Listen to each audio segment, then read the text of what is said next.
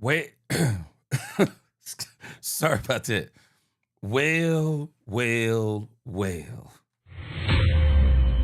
So we are getting closer and closer to the season, and so I guess we better start getting ready for these Monday Brian Schottenheimer press conferences.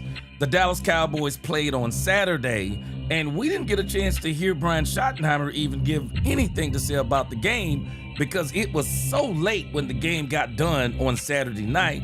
And even though we did Cowboys After Dark till about 4 o'clock in the morning or more, we still did not get Brian Schottenheimer on a press conference. Well, not only did we have the Monday press conference, but in case you didn't know, Brian Schottenheimer did do a Saturday press conference. So we're gonna go back and listen to the Saturday press conference, then we'll get caught up on the Monday press conference, and we're gonna discuss all things Cowboys as it pertains to roster cuts, as it pertains to the performance of the players, as it pertains to them getting back in Dallas. We got a whole lot of things to talk about today, and we haven't even started the season. Let's talk Cowboys. We're about to talk facts.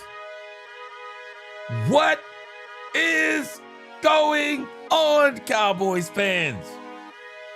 You would think we're in the regular season, the way people have been talking about the Dallas Cowboys preseason. I know it's a lot to be excited about, and we're going to continue to break it all the way down, listening to Brian Schottenheimer. Man, let's go. Let's get it. Welcome, Cowboy fans and Cowboy haters alike. I'm the G, and I'm the host of Let's Talk Cowboys, where we talk facts. And as you come into this live stream, please don't forget to hit that like button, share, subscribe, hit that notification bell so you know the next time we post another video or go live. And if you haven't become a channel member subscriber yet, what are you waiting on? We have a lot of great things coming up this season. Now let's talk facts. Cowboys Nation, we only have 4 topics for today. But don't worry, there is a lot inside of these 4 topics. We're gonna listen to the post-game show with Brian Schottenheimer. And I wanna go back and talk about that game now that I've had time to digest it, now that I've had time to listen to some people talk about it, now that I've had all of that time, we're gonna talk about that as we listen to Brian Schottenheimer in the post-game press conference after the Arizona Cardinals game. Then we're gonna listen to the Monday press conference, and we're gonna evaluate and kind of break down some of the things that Brian Schottenheimer himself talks about after evaluating the Saturday game and then the state of the Cowboys going forward. Then, Cowboys fans, George Pickens was mic'd up during the New Orleans Saints scrimmage. We're getting ready to play the New Orleans Saints this week. I'm excited to hear what George Pickens had to say during that scrimmage, because I'm telling you right now, I haven't even listened to it, but I guarantee you it is a must listen, and we're gonna listen to it today. And then finally, we're gonna listen to the player interviews. Again, obviously they did have a lot of interviews after the game, but I guess the people who do the videos that day, I guess they said they were too tired and they were not staying up posting no videos. So I'm sure they might have posted these yesterday. I didn't do a live stream yesterday. Y'all might have already heard some of them. But we're gonna go back and we're gonna listen to some of those player interviews from the Cardinals game and kind of see where their mindset is as we get ready to start cutting down to the 53-man roster. So that's the show for today. The show is going to be great. Dallas Cowboy fans, let's go. Let's get it.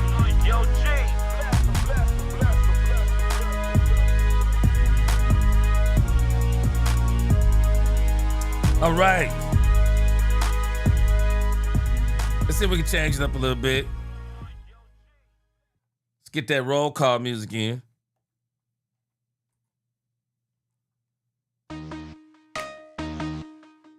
Oh, yeah. Let's change it up a little bit for that roll call. Let's see who up in here today.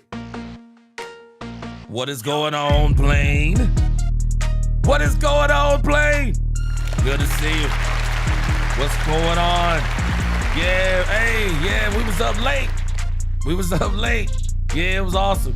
Didn't get a chance to hear some of the stuff we're going to hear today, so I'm glad to hear today. What is going on, Mose Logan? Good to see you. Good to see you, Mose Logan. What's going on, you dig? What's going on? Jaden Justin, what is going on, Jaden Justin?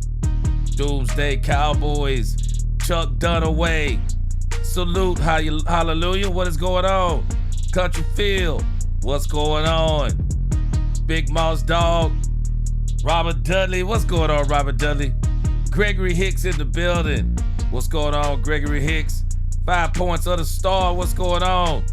Carl Williams, what's going on today? Larry Hunter, what's up? Amber Soprano, do you sing soprano? Because I'm wondering if that's why you call yourself Amber Soprano. I'm wondering, do you sing soprano? What's going on, Mr. Get Dirty? Good to see you. There will be blood. What is going on, Katharina Kiss? What up, Mike T? What up, Mike T? Justin Harris, let's go. Man, yes. Jeremy Betts. What up, Jeremy? Jeremy said good evening to everyone in the chat. Hope everyone is having a great day. What is going on? Mark Davis, best smelling man on YouTube. I say it because he has the best fragrance collection. One of the best I've ever seen. What's going on, Mark Davis? Make sure you put your channel in the chat. What's going on? Hail Mary.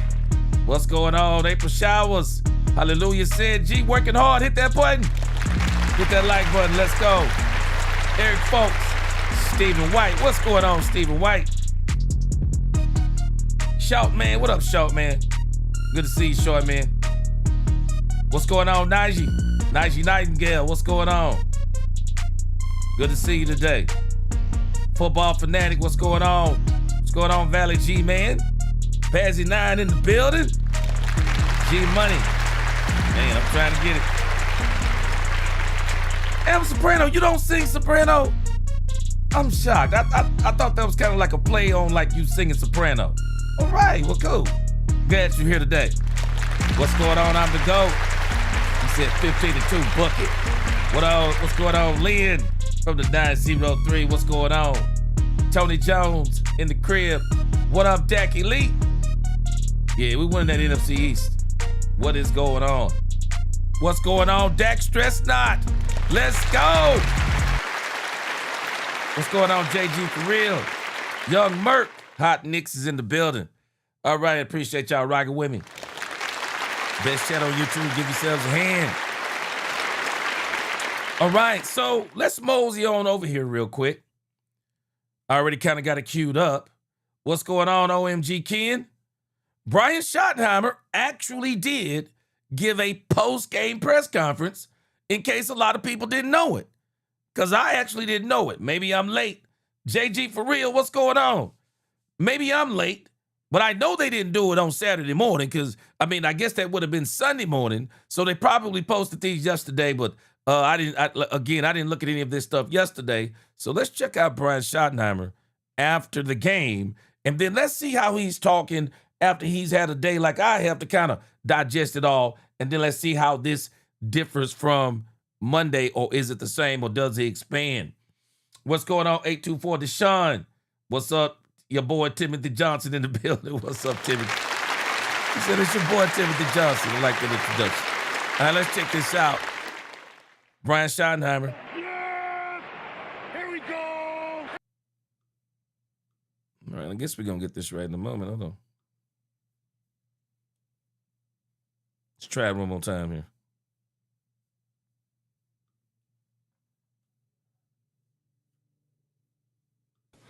The preseason record is never remembered. We know these are preseason games, but obviously from here in the locker room, how important is it just to be 2-0, considering how good you look tonight? Yeah, I think, the wins are great. I've always thought, because my dad said it, the preseason record is never remembered. But I think what we've shown the last two games is there's a play style about this team, whoever's in the game, and that's one of physicality, effort, playing together, and I do think that we played that way tonight for really 4 quarters, and I'm proud of the guys for that. Obviously, you want to look at the tape, but first glance, how and Milton, how do you think they Now, fared? Yeah, I mean, again. let me mention something real quick. Brian Schottenheimer is saying, yeah, his dad said it, it's preseason. But. The last time the Cowboys went 2-0, it was 2007. Now, let's expand a little bit on why this is significant. Why would it be significant when the Cowboys in 2007, when they went 2-0 in the preseason, anybody want to guess what their record was in 2007 and what they did in 2007? Does anybody remember what the Cowboys' record was in 2007 and what did they accomplish in 2007? Yes, we know it's the preseason, but why is this significant? And we're going to talk about this more as we keep going. Why would 2007 be significant? Why is it significant when you think about you win your first 2 preseason games? What does that have in common with 2007?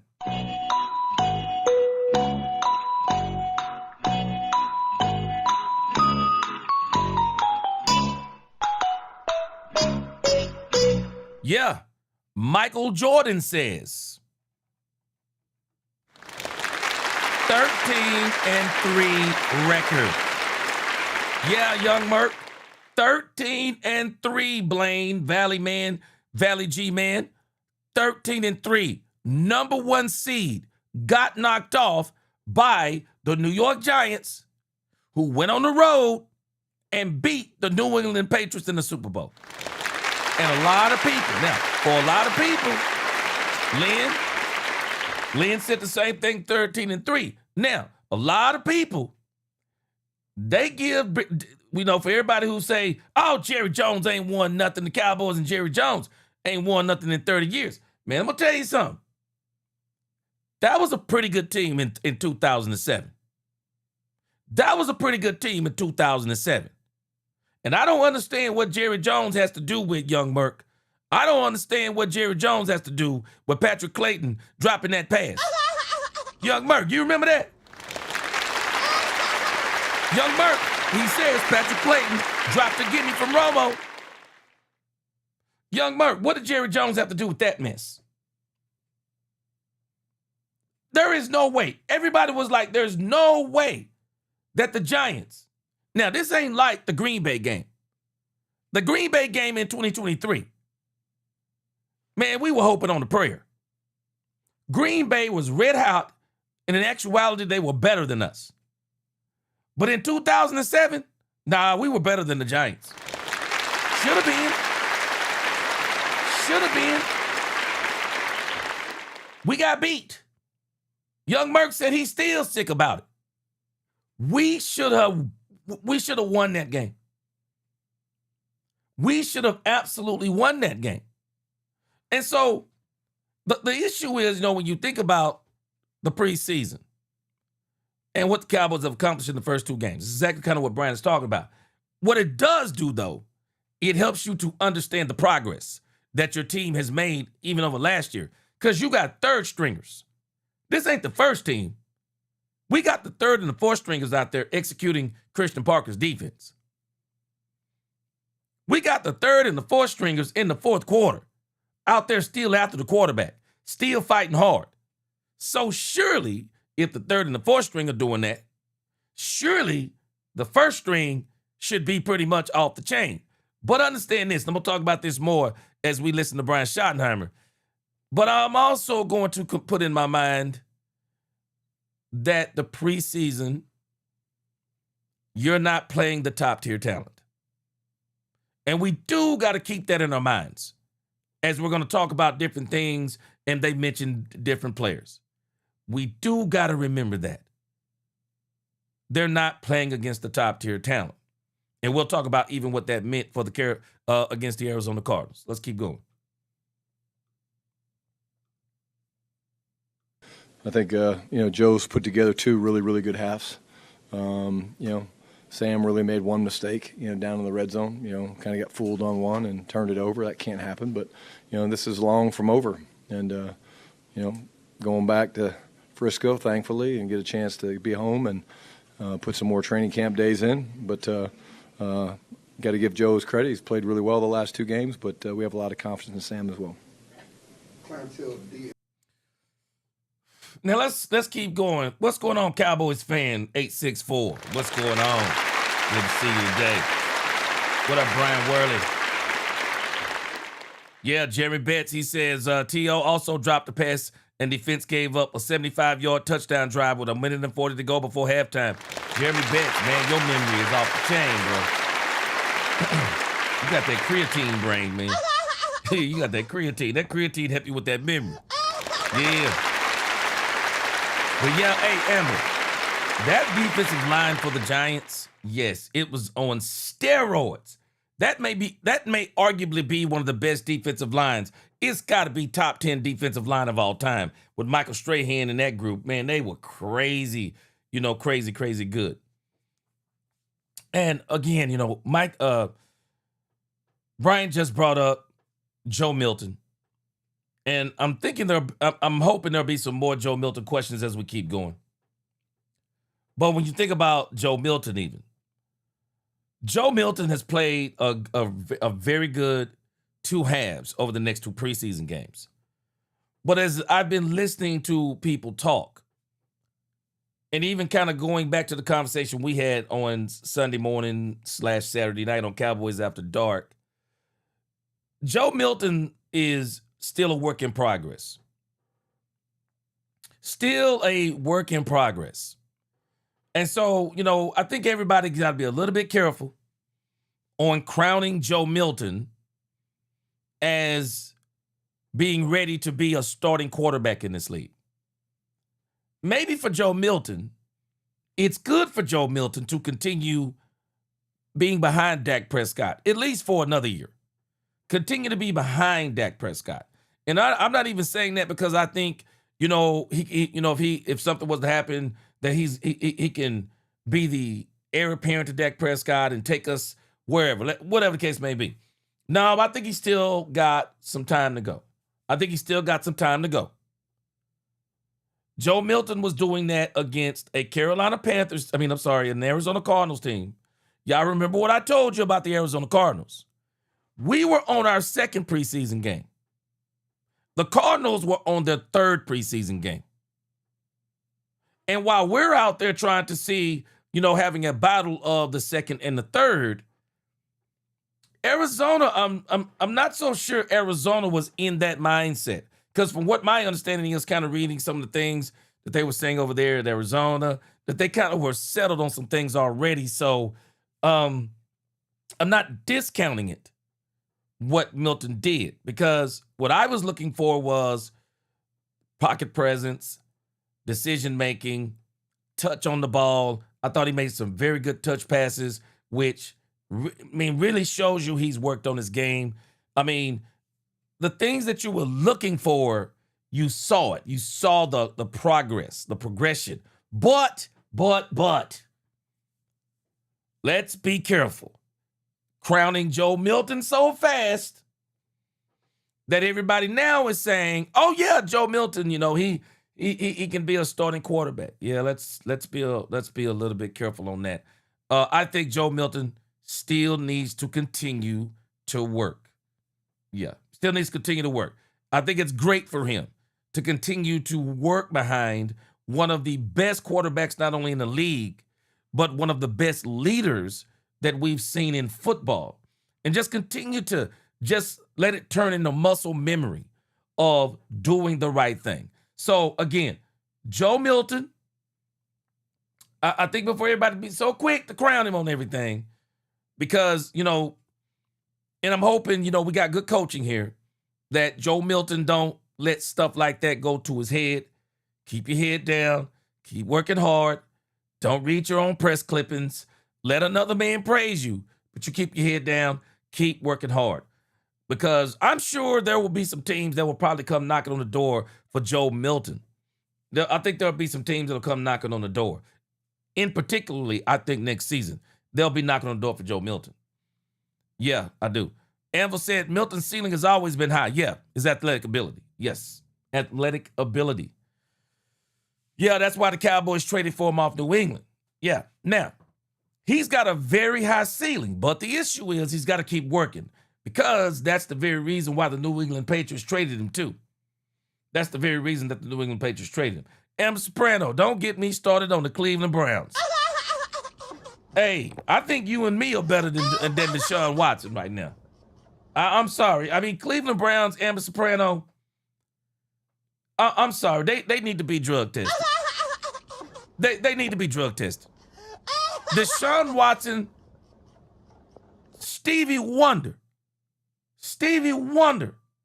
would tell you that Shedeur Sanders won that job. It's an absolute joke. Money rules the day. Bottom line, money rules the day. I'm sorry, after you robbed me for $200 million, I don't care about another 50, bro. You can get on kick rocks, man. I don't care. Kick rocks. This is the Shedeur Sanders age for me. This is the Shedeur Sanders.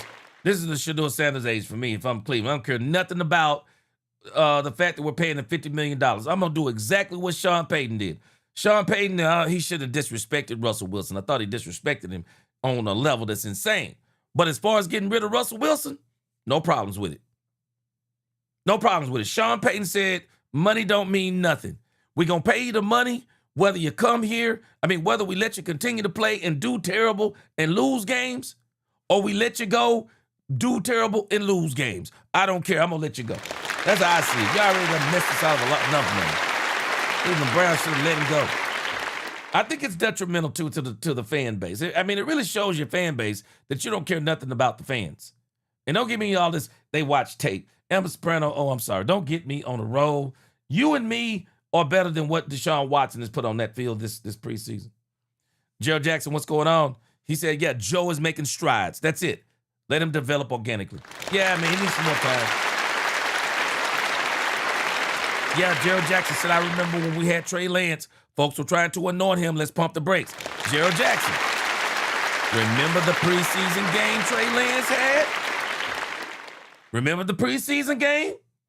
Boy, Trey Lance had a preseason game and people lost their minds on that preseason game. I'm like, hey, pump the brakes. Pump the brakes. Joe Milton, be patient. Sit behind Dak Prescott, be patient. Your time is coming. But don't let people start singing all them praises and then you start believing it. Just like people talking about he was as good as Drake May. No. Joe Milton was not as good as Drake May. And now we know. Drake May has already went to a Super Bowl now. No, he's not better than Drake May. Athletically, he's better than Drake May. But he's not a better quarterback than Drake May. And that's the part that people have to understand. Being athletically superior and being a better quarterback, two different things. He's not a better quarterback than Drake May. So, a lot of people just need to pump the brakes. I love everything Joe Milton has done in the preseason. Hard work is paying off. He needs to keep working. On us Cowboys, just piggybacking on Joe, can you just talk about his growth and development? Touch he showed, big strong guy, but touchdown throw was a short, strong arm, but the toss to Brown, he eluded defenders and kind of directed him to the spot to make that play. Yeah, I think, it's funny because we threw the double move to Mingo off of a timeout, and that was kind of the last reminder that Steve Shimko gave him is, hey, put good air under it. And Joe's been doing that. He's just, the fade to Cam Brown last game, under duress. This game is about being able to control the RPMs of the football and throw it with different speeds and touches, and he's done that at a really high level. But I thought the scramble to his left to Cam was a big play as well, and then he was able to get in with his legs. So the touchdown to Malik, stepped up in the pocket, running to his left, just kind of from me to you a little bit, and he just kind of took a little something off and gave Malik a chance to catch in and go. So really proud of him. You brought up Malik. Just talk about the running back bounce under Malik. Now, also keep in mind, now, again, this is me after digesting that game. This is me after digesting this game and just kind of looking at this as in the big picture. Because, again, Gerald Jackson makes a great point. We would, people were doing the same thing about Trigger Trey. But let's keep in mind, I want to go back to Joe Milton. Joe Milton is the one, not Joe Milton. I want to go back to him talking about Jonathan Mingo. I want to go back to Jonathan Mingo. I want you to think about another thing with Jonathan Mingo. Shotty is talking about they ran a double move. Now, Jonathan Mingo is doing that against backup player. Mingo doesn't do that. I guarantee you he doesn't do that against a starting player. Not only does he not do that against a starting player, starting cornerbacks, even when they get beat on double moves, faster, better cornerbacks, they can still recover from those double moves a lot quicker than a guy who's a backup, if that makes sense. I mean, unless you just knock a guy off his feet with a double move. If you look at how fast Mingo wasn't fast. I'm sorry. Mingo wasn't fast. Another cornerback probably catches up to Mingo. I'll give you a prime example. I bet you Savon Revel Jr. catches up to him. Savon Revel Jr.'s got some speed, man. And I don't think he's even a burner, but he's quick. He's quick, he's aggressive.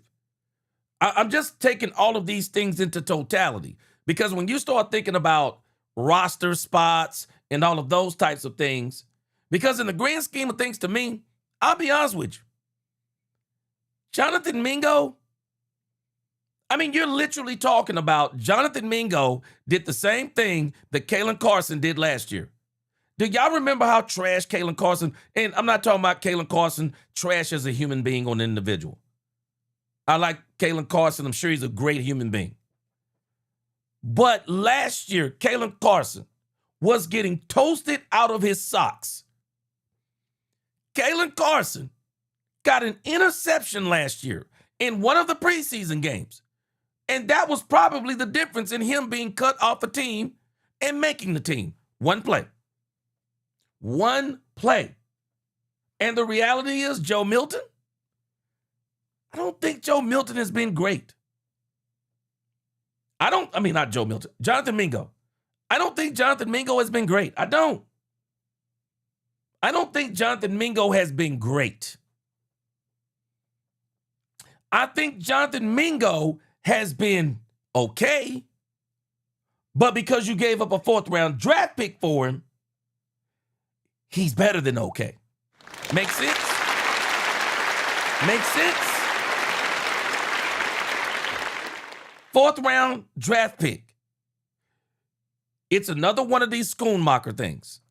You gave up a 2nd round pick for Schoonmaker. Well, has Schoonmaker shown that he's a 2nd round draft pick? Who would believe that Schoonmaker is a 2nd round draft pick? But again, okay, Schoonmaker has been okay, but then when you say, but we spent a 2nd round pick, okay, he's been better than okay. That's kind of where I am with Jonathan. That's kind of where I am with Jonathan Mingo right now. Because Camden Brown in one training camp, it's not just the games with Camden Brown.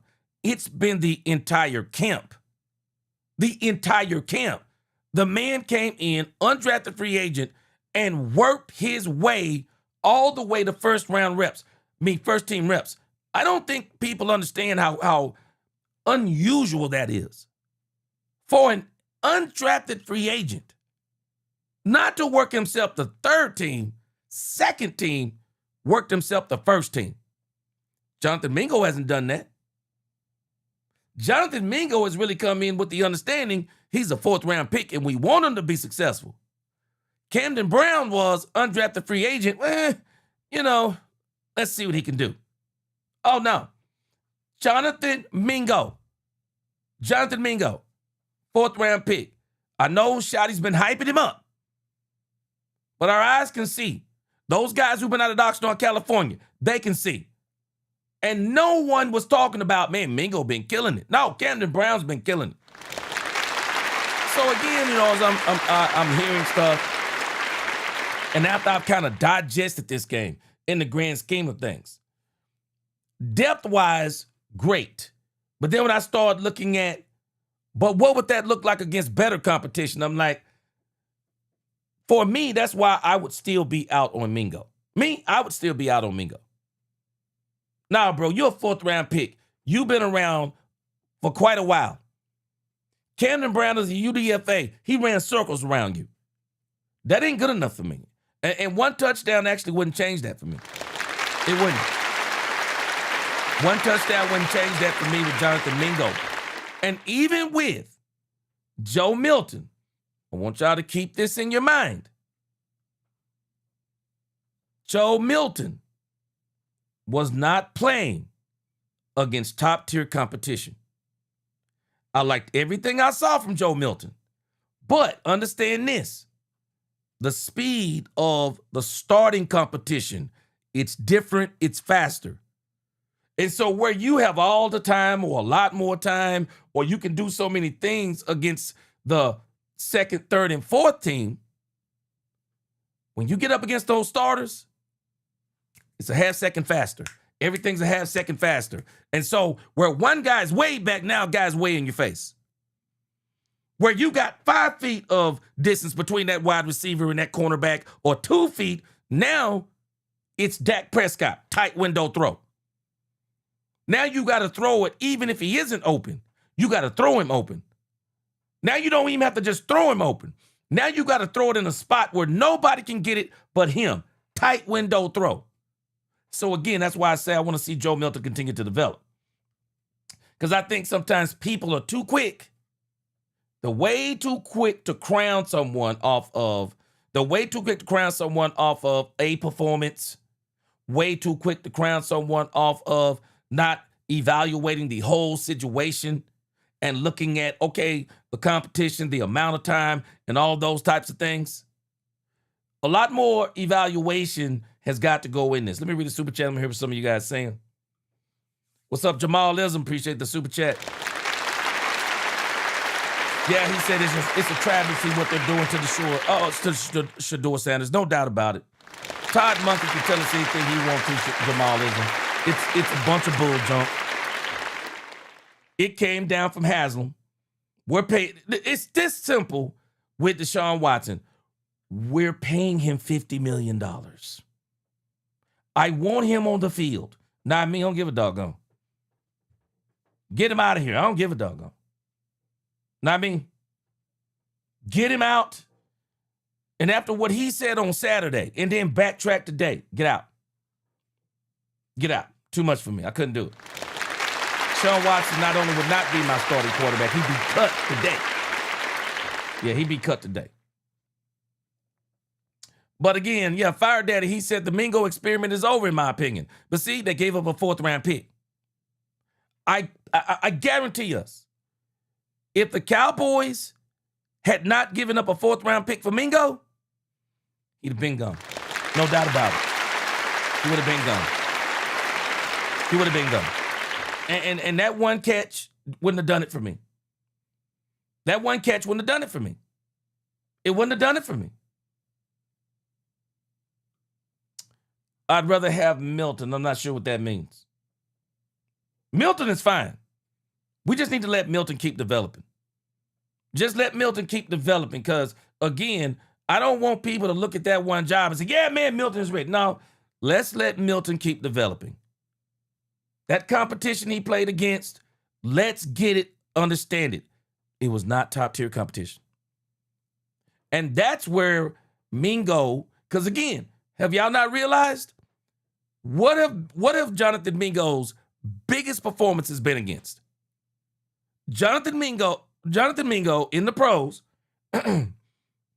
his biggest performances has been in, well, now, preseason, And in the regular season, in that Buffalo Bills game, when it was nothing to the Buffalo Bills, that game meant nothing. They were missing starters across the board defensively. And there were people out there swearing, Joe Milton gonna take Dak Prescott's spot. Stop it. Joe Milton needs to continue to develop. The best thing Joe Milton can do is be behind Dak Prescott. The best thing he can do, stay behind Dak Prescott another year, keep learning, keep getting that experience vicariously, and then next year, I'm sure there will be some teams that will be coming at the Cowboys for Jonathan Mingo. At least I think there will be. At least I think there will be some teams coming for Jonathan Mingo next year. Got to understand something. Man, they're talking about 2027. Man, they're saying 2027 is supposed to be the best draft class in eons. I don't know what that means, but boy, they are talking about this 2027 draft like it's supposed to be the best draft in 30 years. Did what Bleak does, and then I thought maybe Jay on Blue had his strong game. Yeah, we wanted to see him. He's been banged up a little bit. He's had a shoulder, and we wanted to see how he would do. But I thought, again, wanted to see the film, but I thought he ran hard, and we wanted to lean on him early in the third quarter and see how he did. But, all in all, I thought he ran well, had some really nice runs, a couple 11, 12-yarders I thought that were really good. But he ran physically, which I think is important. Nick Eatman, DallasCowboys.com. Yeah, Andre Johnson, he says, Shotty is shopping Mingo. Might want some teams to water. That's why they call that play. Yeah, I can see that. Because I'm just telling you, man. I mean, Mingo, that one play don't do it for me. That one play don't do it for me. Now, again, Joe Milton, let him stay behind Dak Prescott and keep developing. Because Milton, man, Milton has got some skills. Serious skills. Large quarterback, big time arm, can run somewhat. I don't think he's as good of a runner as he think he is. But when you talk about goal line sneaks, tush pushes and things like that, Joe Milton has some serious skill. Some serious skill. Joe Milton's biggest issue is he's got to string it together consecutively. And that's been his biggest issue. String it together consecutively. But I'm telling you now, there will be some teams. There is no doubt in my mind, there will be teams next year, and they're going to be inquiring about Joe Milton. They will be.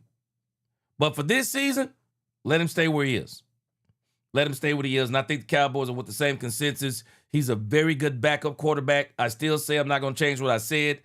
I think Joe Milton can carry you for about 2-3-4 games, get you 2-2. Depending upon the competition, 2-2. So let's let that keep on. Let that keep on percolating. Let that keep on percolating with him. And again, Stephen White, now understand what you're saying. He showed pocket presence against backups. Pocket presence against backups. And I'm sure everybody's in that mindset in the building. Because last year, everybody was talking this crazy nonsense about he's going to take Dak Prescott's spot. Joe Milton showed tremendous, don't get it twisted, tremendous progress. Let's let him keep progressing before everybody talks him into being the best kept secret. But I think another year under Dak Prescott, maybe even 2. I think he's going to be good. But I think also, too, I can't remember who said this up here, Country Field, and I've already said this before. That's the issue with Joe Milton, though, is his age. It's not a problem. He's young. That's not a problem. But, typically when people start talking about franchise quarterbacks, you're typically not talking about 27, 28-year-old quarterbacks. Those are typically bridge quarterbacks. Those are bridge quarterbacks. When you bring in franchise quarterbacks, most time people want young quarterbacks, 22, 23 years old. Ray Appliance, you make a great point. Milton's a strong backup at this point. That's it. Strong backup, knows the system. Let's just let him keep developing. Let's let him keep developing. You give him another year, especially going up against Christian Parker's defense. You give him another year, yeah, next year it'll be that much better. But again, Clarence Hill was talking about Jaden Blue. And of course, y'all already know I'm a huge Jaden Blue fan. But let's be objective about Jaden Blue. I told y'all before, what the Cowboys were looking for from Jaden Blue is different than what they were looking for from Malik Davis. The Cowboys believe they've already seen Malik Davis' ceiling. I've said this for 2 years now. The Cowboys believe they've already seen Malik Davis's ceiling. The issue with Milton is his floor. Malik Davis is his floor is high. What do I mean by that? Malik Davis' ceiling, I think he's hit it. But his floor is high, meaning very dependable. Even if you say consistent, Malik Davis is very dependable, very consistent. Malik Davis is what he is. He ain't, for the most part, Malik Davis, he's not going to let you down, especially as the number 2. Now, for me, Malik Davis couldn't be my number 1. Maybe he could be for y'all. He couldn't be my number 1, but you're talking about my number 2. Malik Davis can be my number 2 with as good as he is now. It don't mean that if I had a choice, I wouldn't pick a different number 2. For example, when the Carolina Panthers didn't bring back Rico Dowdle, I'm sorry, I'd have brought back Rico Dowdle because I believe Rico Dowdle is better than Malik Davis. But I guess the Cowboys didn't want to do that because they probably would have had to spend a lot more money on one Rico Dowdle. But again, Malik Davis, he's the number 2 running back. He's very dependable. So he's good enough especially when you're talking about the Cowboys not being a running team. We're not a running team, Cowboys Nation. We're not. We are a passing team running out of 11 personnel.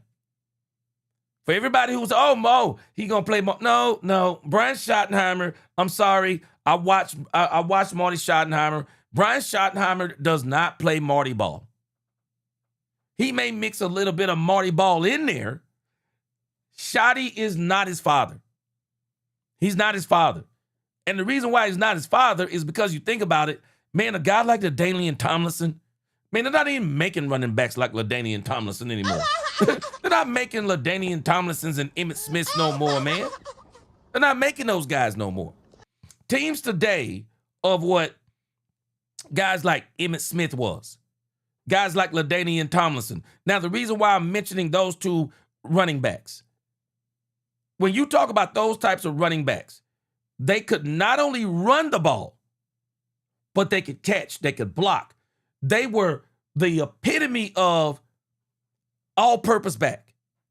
Emmitt was a running back that could do other things extremely well. LaDainian Tomlinson, running back, could do other things extremely well. And I'm going to tell y'all something. Curtis Martin is very underrated. Curtis Martin is very underrated. A lot of these running backs couldn't even hold a candle to Curtis Martin, man. Curtis Martin was a beast of a running back. Yeah, Tyrone Young, Ricky Waters. They don't make running backs like that today. They don't. They don't make running backs like that today. So, Schotty isn't playing Marty ball. Schotty is his own thing right now. And one thing I do give Schotty credit for, it depends upon his personnel or what he's going to do. Schotty knows that this team is receiver oriented. Once you added George Pickens, everything changed. So when you have a team like the Cowboys running out of 11 personnel, Malik Davis is actually good enough to be your second running back. Malik Davis is good enough to be your second running back, so they're not tripping on Malik Davis. But the running back who they were really testing out was Jaden Blue. Jaden Blue is the running back they were really, really trying out because, again, nobody finds it to be strange. Jaden Blue, 15 carries. Cowboys got plans for Jaden Blue. I do not believe Jaden Blue is going to be running between the tackles for the Cowboys all the time.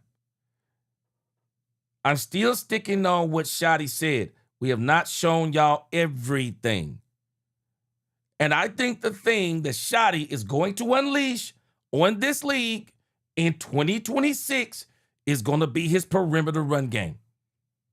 It's going to be the perimeter run game. It's going to be the sweeps. It's going to be the pitches. It's going to be the screens to the running backs. It's going to be those types of things when it comes to what they're trying to do with Jaden Blue. They're not showing that yet. What they wanted to do with Jaden Blue is simple. Can you take a beating and keep on getting up? Can you take a beating? Are you tough enough? Can you take a beating and not fumble? Can you run between the tackles? Keep your legs churning. Can you run up to the line and squeeze through rather than it having to be the Grand Canyon? This is all they've been doing with Jaden Blue. I've been saying it since last year. I'm still saying it. They got a plan for Jaden Blue. No matter what they're doing with the number 2, I never thought he was going to be the number 2. Jaden Blue is his own thing, and that's what they did with Jaden Blue on Saturday night. So a lot of people maybe, that's why Schotty said he didn't have the big runs. That's not what they were looking for. That's not what they were looking for. They are trying to get some of the timidness, in a sense, if this makes sense to you. I think they're trying to get some of the timidness out of Jaden Blue. Malik Davis is, I think he's about 10 pounds heavier than Jaden Blue. But you can tell about Jaden Blue, I think where they're working with him at is Jaden Blue is this for me right now. If Jaden Blue sees daylight, boy, he's hitting that so fast because he's like, daylight. I'm going to the house. Jaden Blue sees that, turns on the burners. But if he doesn't see it, and this is the issue with Jaden Blue they're trying to help him with. If he don't see it, he don't hit it as hard. He don't hit it as quick. Because he doesn't see that opening. But they're saying that if you look at Malik Davis, for example, Malik Davis will run even if that opening isn't there. He'll run hard enough to where he can get enough through it that he might actually be able to get those 3 or 4 yards that you thought wasn't there. So that's kind of the big difference. And they're just trying to, I think they're trying to toughen up Jaden Blue. I really do. I think they're trying to toughen him up. Blaine, you know what? I think Zeke was one of those running backs. I think Zeke was a throwback to those old running backs. I do. Zeke was a throwback. Problem with Zeke, didn't take care of his body. But Zeke was a monster, man. For about 4 years, Zeke was a monster. Yeah, Lynn, Marcus Allen, Walter Payton, Eric Dickerson. Yeah, them backs like that, don't make them like that no more. Yeah, they don't make it like that. Man, them guys actually would, man, those guys would, you're talking about 30 carries sometimes. Man, them guys were different back then. Yeah, you're absolutely right, Blakey. Yeah, Blue's not an every down back. That's not what you want him for. Yeah, you don't want Blue for an every down back. You don't want him to be your second back. Jaden Blue is his own thing. Yeah, he's not your number 2 back either. Even though they're going to probably put him in some series. But yeah, he going to be good to go. At least I hope he is. I hope he's going to be good to go. Frank Lawrence, appreciate that super chat. Lawrence said, Joe Milton. Oh, yeah, you know what? I thought about that too, Frank Lawrence. I agree with you. Yeah, Joe Milton is going to get a lot of mop-up time. He should. He should. Joe Milton should be playing all through the season because, Frank Lawrence, I do believe the Cowboys are going to maul a few of these teams. I think they're going to maul a few of these teams. And they'll probably be so much up by the third quarter. Yeah, I think that Joe Milton will see some playing time this year. I'm expecting at least 5 or 6 games, Frank Lawrence, that Joe Milton is going to play. Frank Lawrence, he said after the 2026 draft, no Cowboy fans should say F them picks. I think you make another great point there, Frank Lawrence. Appreciate that super chat. Cowboys had an awesome draft last year. Awesome draft. Absolutely. They had an awesome draft. And again, man, everybody keep talking about this 2027. Man, they're talking about this 2027 draft class is going to be crazy. Man, Baz sent me something from Caleb Downs. I got to see if I can retrieve it. Caleb Downs said Jeremiah Smith is, I don't know if it's as good, but he definitely implied that Jeremiah Smith is already there when it comes to, you know, CeeDee Lamb and George Pickens as it applies to going up against him. So they talking about this 2027 draft is going to be crazy. Jamal Ism, he said, do you think we finna holler at Maffa? I think he's going to be on the practice squad. Yeah, I think he's going to be on the practice squad. I think Phil Maffa about to hit that practice squad, man. No doubt in my mind. Coach, I don't know if this has been your experience, but it seems like, you know, when the last game before you go home, it can be that last day of school mentality where it's hard to get real good focus. Are you proud of the way they locked in on this one before heading back down? Yeah, I think so. That doesn't surprise me, Nick. You know, I think, you know, this group of guys, you know, we sat, I think, 29 guys weren't dressed tonight.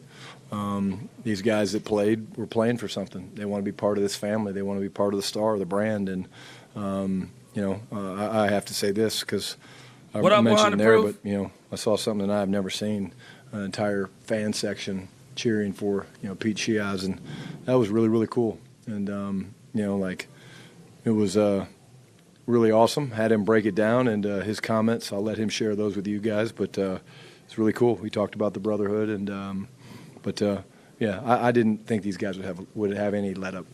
Did you get a chance to see from your viewpoint Barham how he played? I know you want to look at the tape, but it looks like he was active. I saw the physicality that I thought I would see, but I want to see the film before I speak too much on it. But I saw him rocking heads, if you will.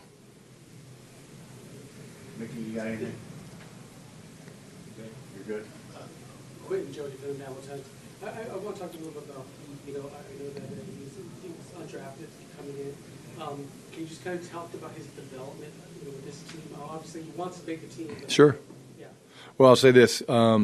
Maybe one of the hardest workers I've been around. Maximize all his opportunities. Everyone loves him because he's like the way he is today. And like I said, when he broke it down, I mean, the room went crazy just because he spoke from the heart, and he talked about, you know, how, you know, this family has brought us all together, and now we're bonded for life. And, you know, he's doing a good job for us. You know, I mean, had to move into guard and doing different things he hasn't done. But, again, he's another guy that fits that play style that we were talking about. And it was really cool to see him have that moment, but also our players join in and helping to celebrate him. That was really cool. I hadn't seen that before. I actually didn't really know.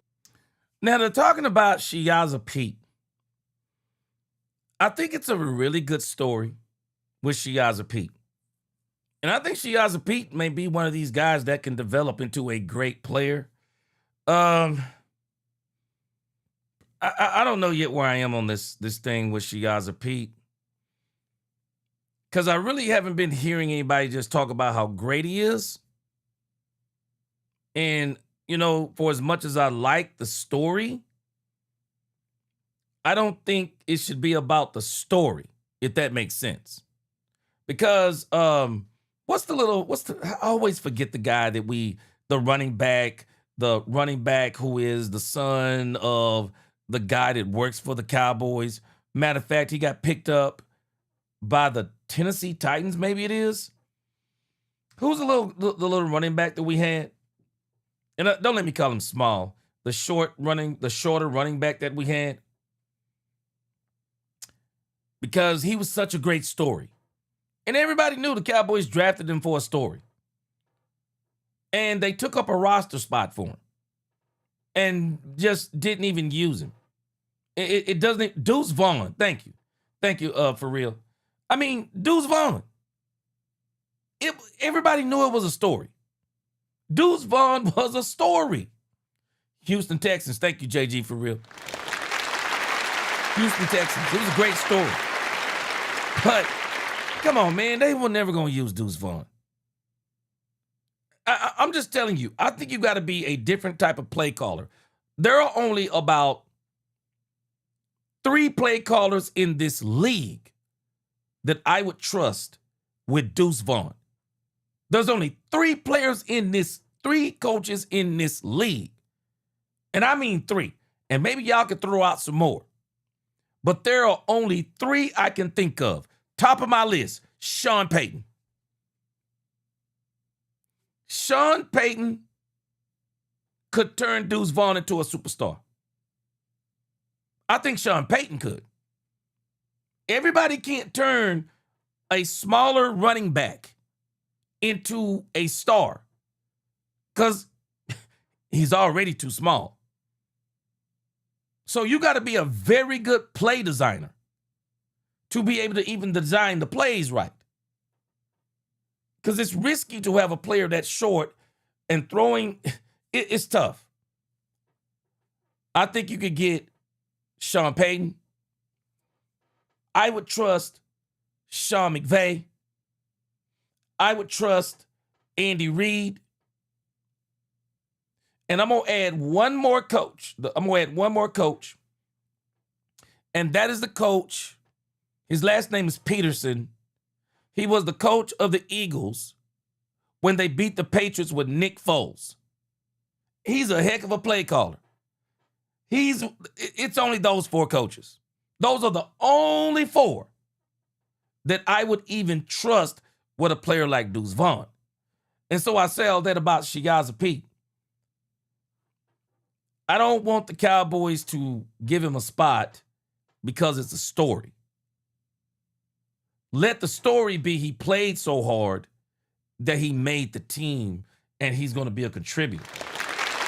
That's what I'd like to see. Don't let it be a story. Because in these, man, the Cowboys are at a point, Cowboys Nation, they need every single player to play. Every player on their team, they need to be looking at that player like that player could potentially play this year. There's no room on this team. And I know, player development, blah, blah, blah. Yeah, I'm with that. But you need every player on this team. You got a 53-man roster. The reality is you need about a 48-man roster. You actually need about a 48-man roster. You got to keep in your mind that of your 53-man roster, that you may have to call on 48 of the 53 on your roster. So especially when you're talking about the Cowboys' offensive line, you got to make sure every piece of that counts. Every piece. Frank Lawrence said, G-Man, take another look. See the video on Shiaza from camp. The young man needs a sponsor to groom him starting right tackle in the making. Yeah. I haven't seen him play bad. I'm not saying I've seen him play bad or good. I'm just saying that when it comes to Pete, let it be all about the player rather than the story. Let it be all about the player than the story. There's no doubt in my mind he can play. But let it be about the player and not the play and not the story. Because I can already tell you, this story right now is above, and I'm not saying this in a negative way, I'm just saying that the popularity and the story, they are at this time, bigger than the player. So I want to see him get some more work, some more development, keep working on him, and develop him into the player that you want him to be. Because it's obvious that he got the potential. So, because I love the speech that he gave. So keep on working, keep on developing, and let's see what happens. Because every player on this team, man, we really need to be thinking in terms of a 48-man roster. We do. Because we need to be thinking that everybody might have an opportunity to play at some point in this season. What's going on? But when I heard about it, it was I'm really proud for him and for what he's done for us. And, I imagine there was a lot of Navajo contingents or fans that just came down to go see him too as well. And, of course, on Navajo, Dallas Cowboys, they really love the Cowboys. Yeah. So, it's kind of nice. I'm not sure if you've seen that here before. No, I mean, he talked about the star and the importance that the star holds for him, and I think it sounds like what you're saying, it's very important to a lot of people. And these guys love him. Your thoughts on the cornerback tonight? You guys started to revel last game. It's funny you just asked about Schoolmaker, David Everett. I'll be honest with you. I don't think the Cowboys can get in. At this point, I don't think the Cowboys can get anything for doggone Luke Schoolmaker, bruh. don't think they can get nothing for Schoonmaker. Nothing. I don't think they can get nothing for him. If I were a team and I wanted Schoonmaker, I ain't offering nothing. I'm going to let the Cowboys cut him. That's what I'm waiting on. I ain't giving them nothing, especially no 4th-round draft pick. Shoot, I ain't giving them nothing. Hey, why high? He said Jerry thinking about jerseys.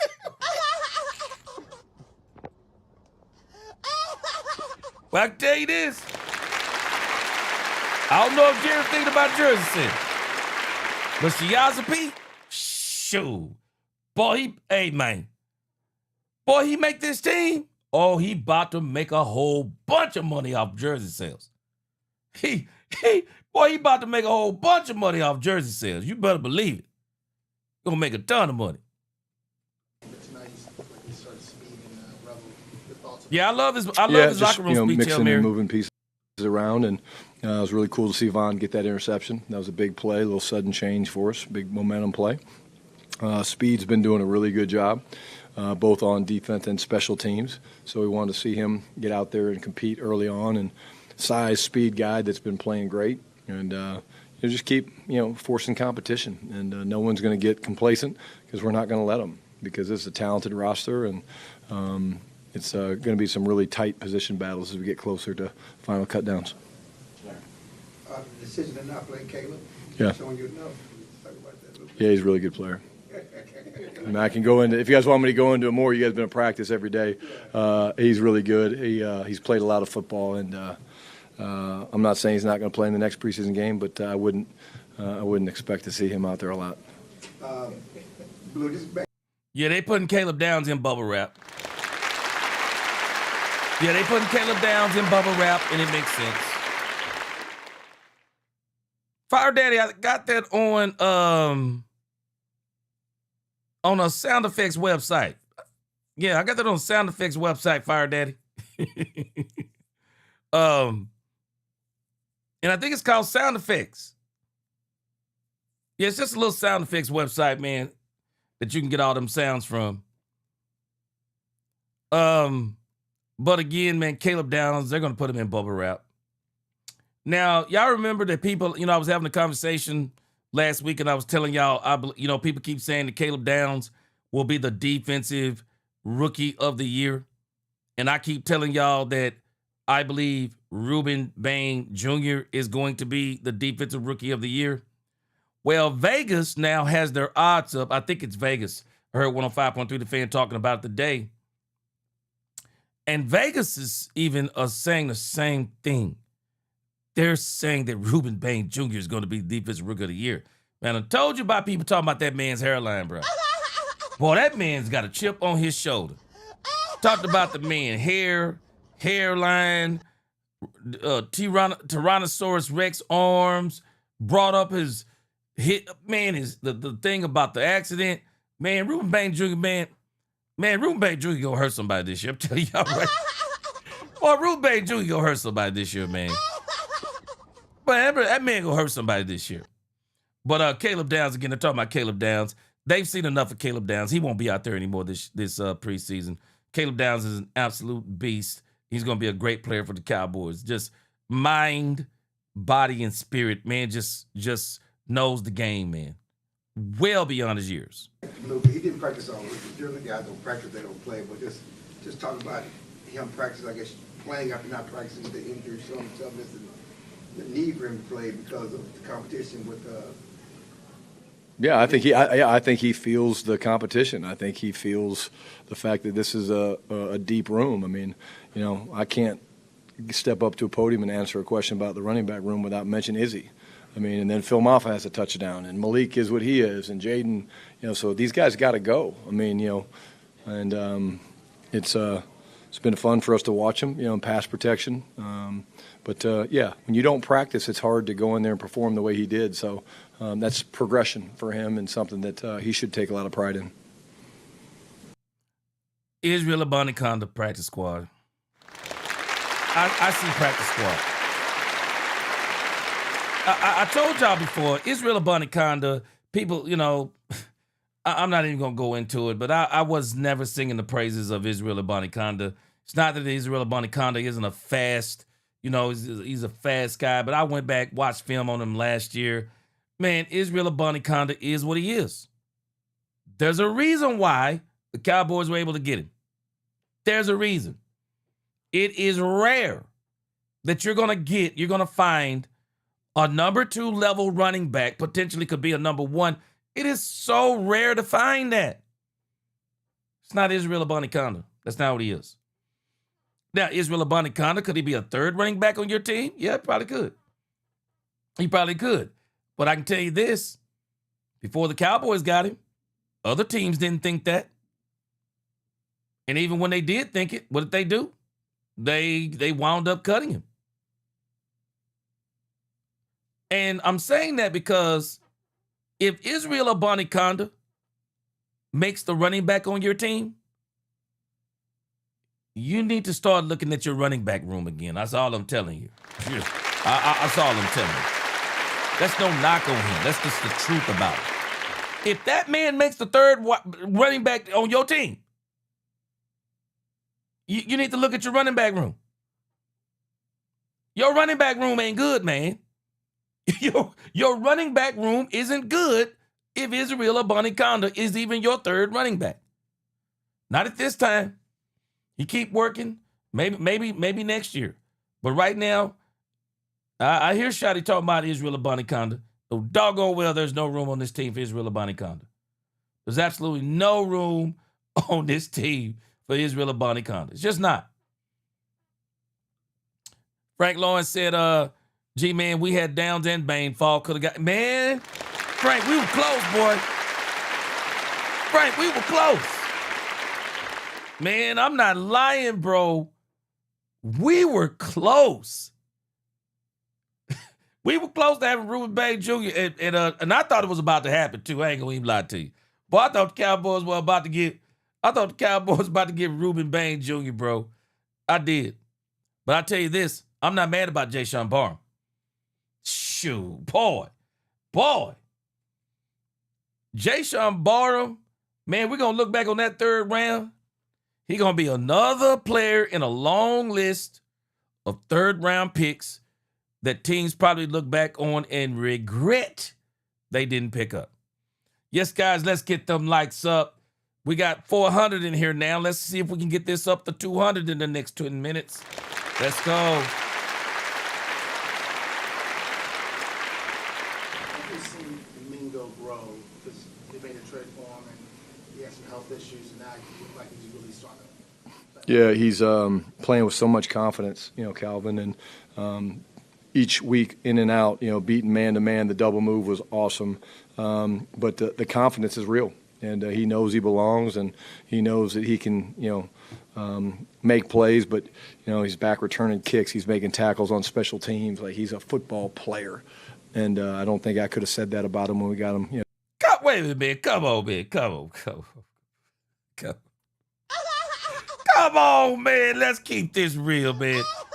I'm sure this is Jonathan Mingo that we're talking about here.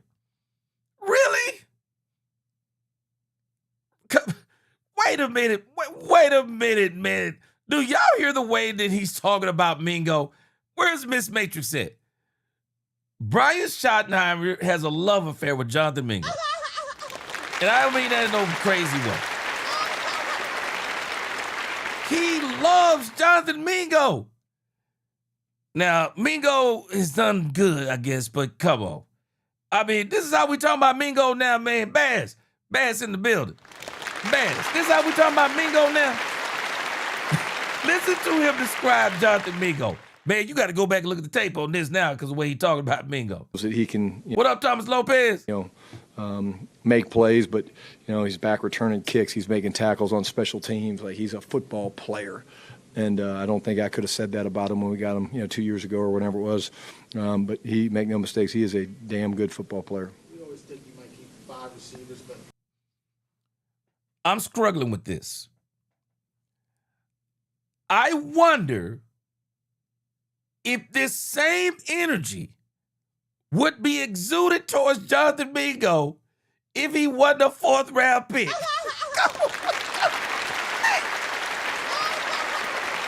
I'm struggling so hard with this, man. Boy, I'm struggling so hard with this, I don't know what to do, man. I'm struggling, man. Man, I'm riding with Brian Schottenheimer till the wheels fall off. But boy, I'm struggling with this Jonathan Mingo conversation. Miss Majors Hill's in the building. Miss Majors, are you following this? Straight bromance. Man, Stephen White said I mocked Mingo when I couldn't get Pickens. He said I like Mingo. Man, I'm struggling hard, man. I'm struggling so hard. If Mingo was not a 4th round pick, Camden Brown came off the streets. Camden Brown came off the streets. And I take Camden Brown 10 times out of 10 over Jonathan Mingo. Right now. Right now, man. I'm taking Camden Brown over Mingo right now. And I'm telling y'all, hey, I'm telling y'all, they better not do it. They better not do it. I'm telling y'all, they better not do what they may be trying to do. They better not do it. Don't you dare try to talk up Jonathan Mingo. Don't you dare try to talk up Jonathan Mingo so you can try to sneak Camden Brown on that practice squad. Don't you do it. Don't you try this, Dallas. Dallas, don't you try this. Don't you try this, Dallas. Don't you try to use smoke and mirrors. Don't you try to talk up Jonathan Mingo so you can slip Camden Brown on that practice squad. Don't you do it. I'm telling you right now. Don't you do it. Don't you do it. Chanel, what's up? Chanel, neighborhood statistician, is in the building. Chanel, I'll be honest with you. Neither one of them are particularly fast. Neither one of them are particularly fast. I'm thinking we're looking at 4 or 5 speed on both of them. I don't think we're looking at 4.4 speed. I think we're looking at 4 or 5 speed on both of them. I can't, man. I can't. Dallas, don't y'all try this. Don't try it. I hear you talking up Jonathan Mingo. Don't you do it. Because I do not believe you're going to be able to pull this off. I don't believe you're going to be able to pull this off with Camden Brown. I could be totally wrong. I don't think you can pull it off with Camden Brown.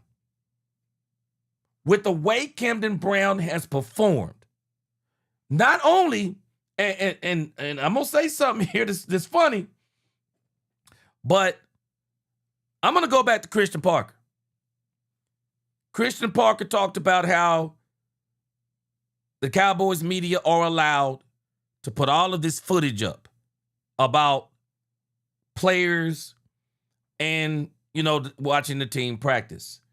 It's not the plays I'm concerned about because they really look kind of generic.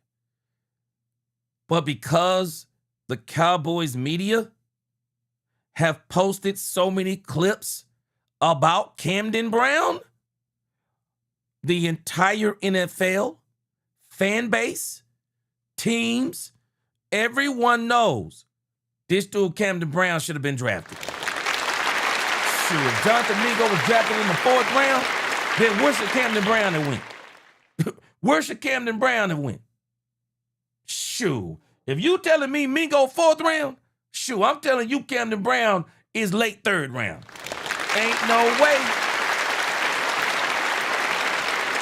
Yeah, Justin, I agree with you. 4 or 5 is enough.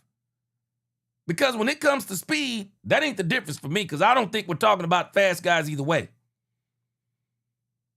Mingo is a 4.46. I'm struggling with that. He didn't look 4.46 on that play, Stephen White. But I'll give you this. Even if he is 4.46, I'll take 4.5 over 4.46 if we're talking about Camden Brown and Jonathan Mingo. I'm still taking it. Shoot, Jerry Rice was a 4.6 40 if I'm not mistaken. If I'm not mistaken, Jerry Rice was a 4.6 40. Shoot. I'm not just looking at speed.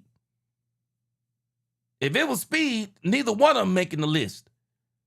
Camden Brown in one camp has made a bigger impact, a bigger impact in one doggone camp.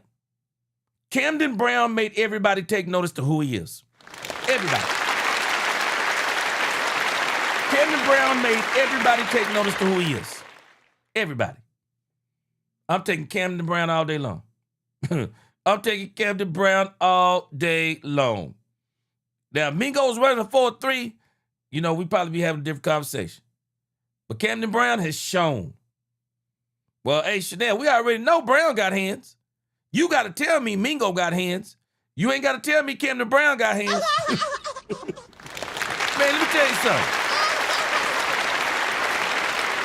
This dude, Camden Brown, has done such a job that for anything somebody tells you about somebody else, they ain't got to tell you that about Camden Brown. Camden Brown, route running, I've seen it. Hands, seen it. High point the ball, seen it. Contested catches, seen it. I have seen so many things from Camden Brown. It tells me Camden Brown shouldn't have been undrafted. I just don't think he should have been undrafted. But when I hear the way Brad Schottenheimer is talking about Jonathan Mingo, all I'm telling you is this don't sound like the same player that we've been watching. That's all. Terry, what's up? Brandon said, hey, somebody said the same thing earlier, Brandon. They might just be trying to hype Mingo up. Cause man, I'm telling you right there, bro, the way Shotty just described this man, I'm like, come on. I wonder if it would be the same description if you didn't have a 4th round pick tied up in him. I wonder if it would be the same thing. Mose Logan said, we know his hair is better than CD. Mose Logan, come on, man. Get CD a break, man. Blaine says it's Shotty his best friend. I don't know. I can tell you this. You like him. Because of what Brown's doing, is that kind of like hard to say if you want to keep 5 or 6?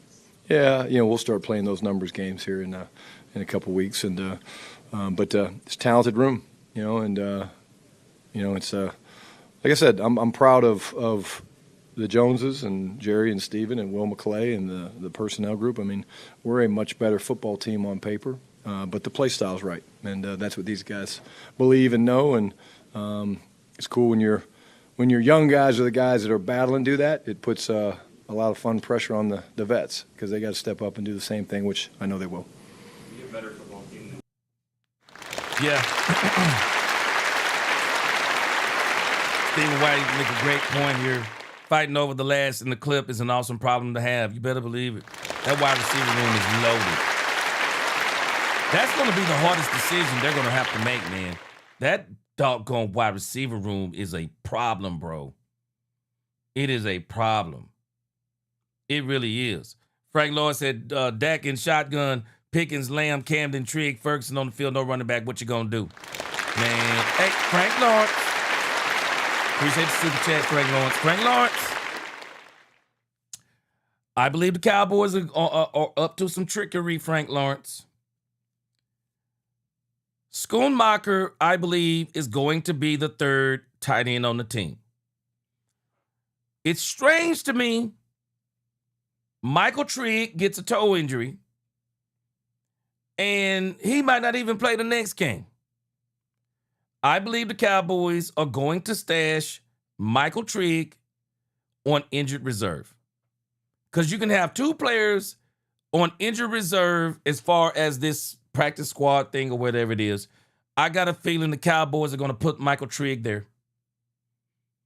They're going to give Schoonmaker another opportunity, and we're going to see Michael Trigg maybe come out of the wrap during the season or next season. But go ahead and book it. Michael Trigg makes the team on injured reserve. That's where I think it's going to be. Michael Trigg's going to make the team on injured reserve. Blaine, I said the same thing. I think the Cowboys wide receiver room is the best wide receiver room in the league. I do. I think it's the best wide receiver room in the league. Bottom line. Yeah, Bass, they're gonna stash Trigg, and they're gonna put Maffa on the practice squad. Yep. But yeah, I think that's where Trigg is going, man. I do. I think that's where Trigg is going. They're not gonna let Trigg go.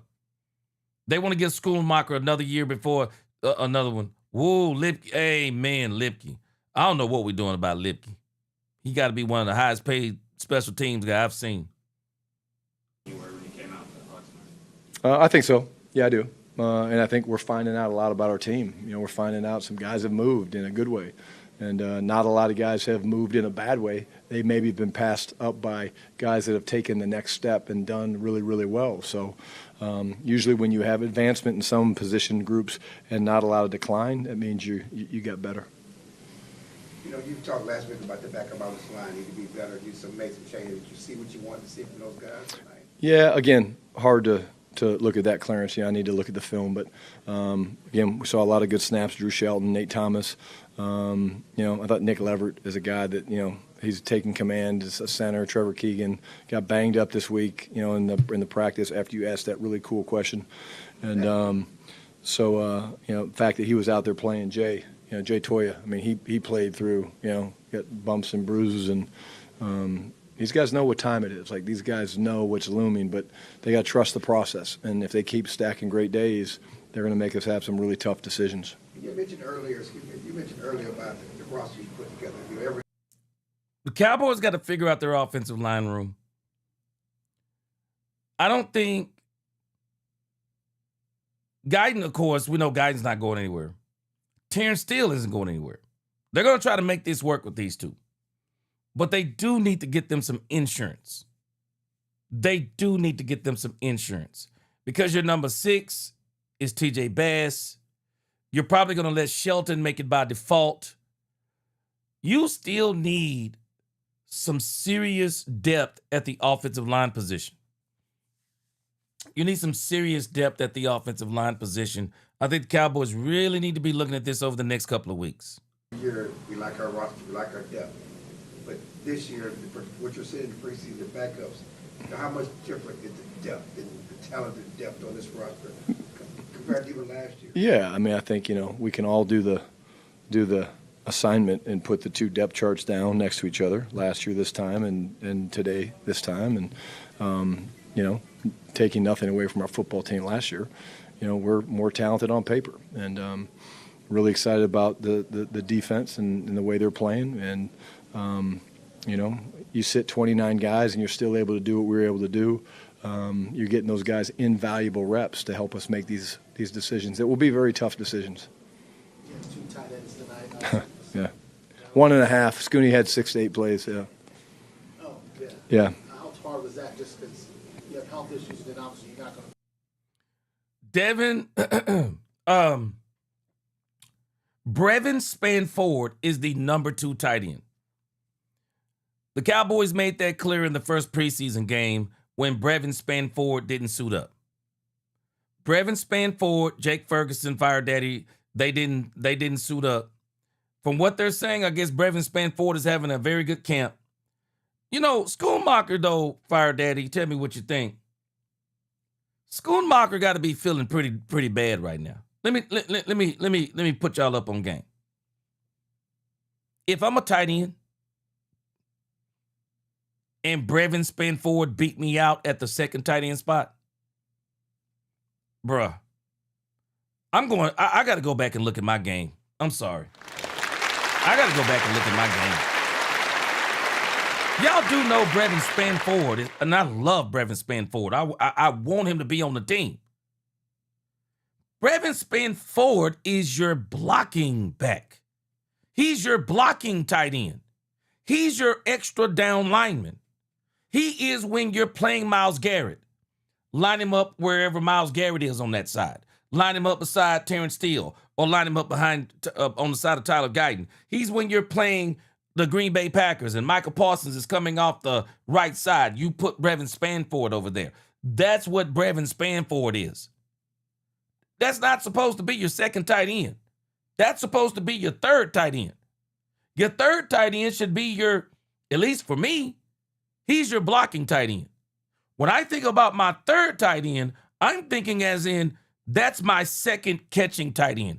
That's my tight end that may not be as good of a blocker as my first tight end, but maybe he's an electric tight end. Maybe he can get me the big time first downs, get down the seam, get me the out routes. Maybe he can hit his head on the goalpost. That second tight end for me, I'm gonna have him as my second playmaking tight end. Brevin Spanford beat you out, and I don't even think Brevin Spanford has the greatest hands. He's a great player. He's like a Dennis Rodman of tight ends to me. You think about Dennis Rodman, wasn't a good shooter. I mean, if you give him a layup, he could do it. If he could dunk it. And every so often, he might shoot a jumper. But Dennis Rodman's specialty was rebounds. Brevin Spanford is more of a specialty tight end right now. Now, I don't know. Maybe he'll develop into even more. I love him. Don't get me. I want him on the team. I want him as my third tight end. I want him as my blocking tight end. Yeah, because he's very good at it. And every so often, he'll be sneaky enough, sneak out and get a pass or two. Yeah, I want that from Brevin Spanford. But my second tight end? Oh, my gosh, Schottenheimer. Schottenheimer, bro, you need to check yourself, man. You need to check yourself, bro. My gosh. You let Brevin Spanford beat you?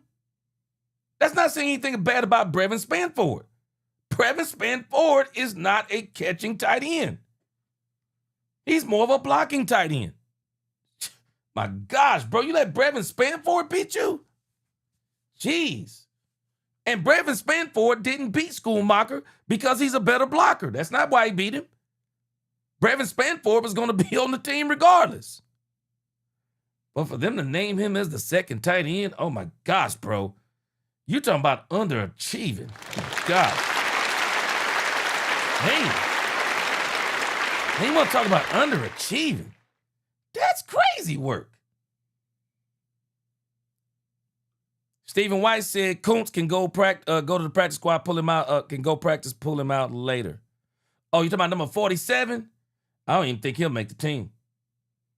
Frank Lawrence said Michael Trigg signed a full NFL contract, $3.1 million for 3 years. Yeah, he going on that. Yeah, they're going to put him on that injured reserve, whatever that thing is. Yeah, Trigg ain't going nowhere.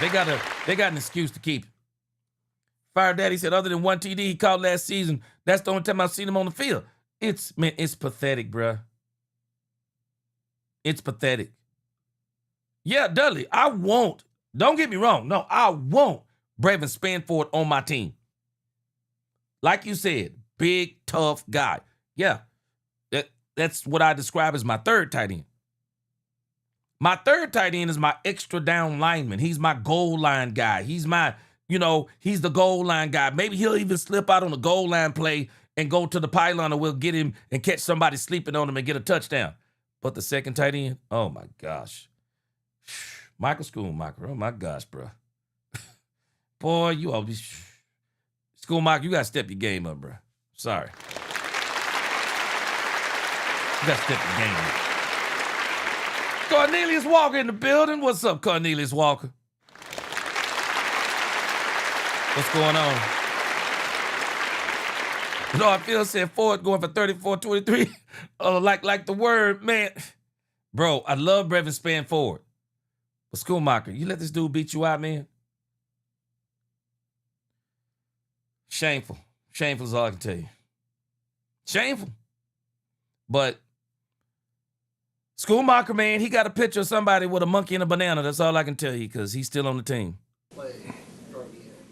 Yeah, it's tough. And then, Scooney used up his plays in the first drive. And got to give Zach, Kuntz a lot of credit, man. He just, started a little slow. He was out there flying. He said Scooney used up his plays.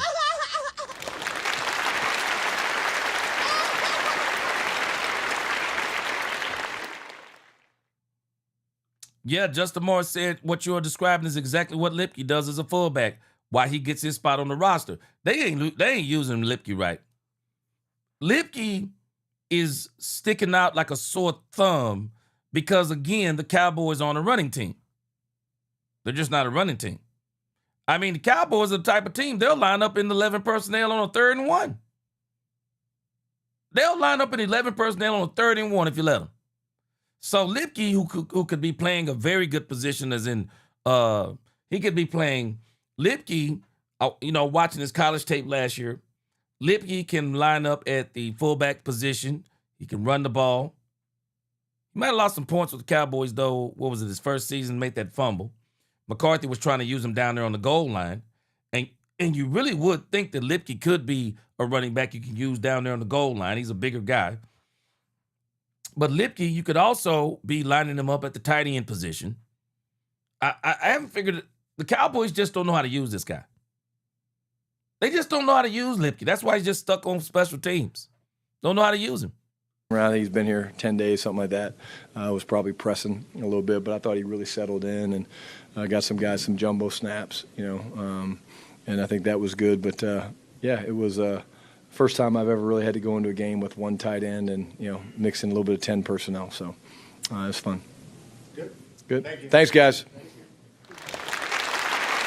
All right, that was Shotty You know what we say if you have time to score, after you the have time game against the Arizona Cardinals. I like that.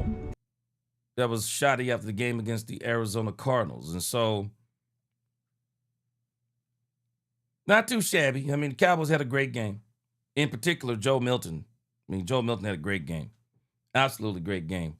Just really goes to show the progression of Joe Milton. So again, Joe Milton, keep your head down. If I could talk to Joe Milton, keep your head down, keep working. Your time is coming. Your time is coming. Your time is coming. All right, let's listen to Brian Schottenheimer today.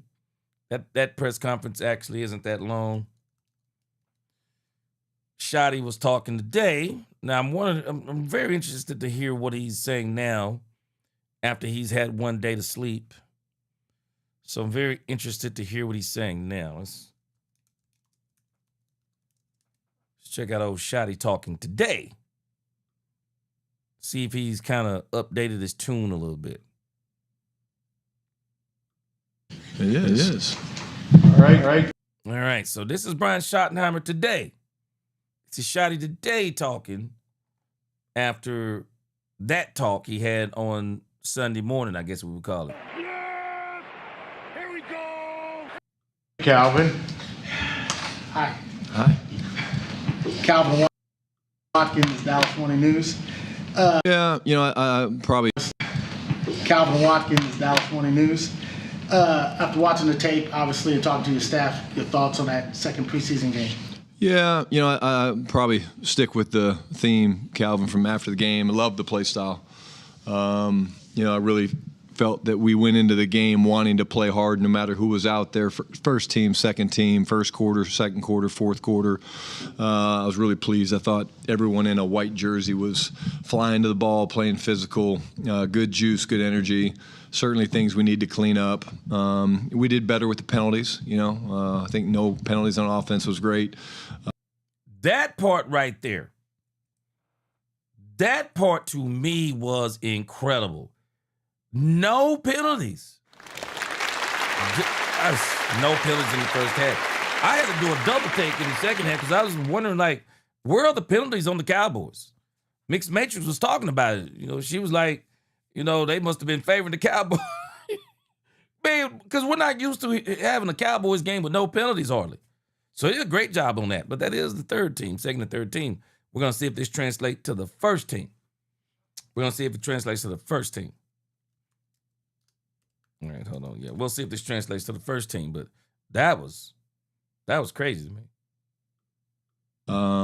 Couple pre-snap penalties on defense.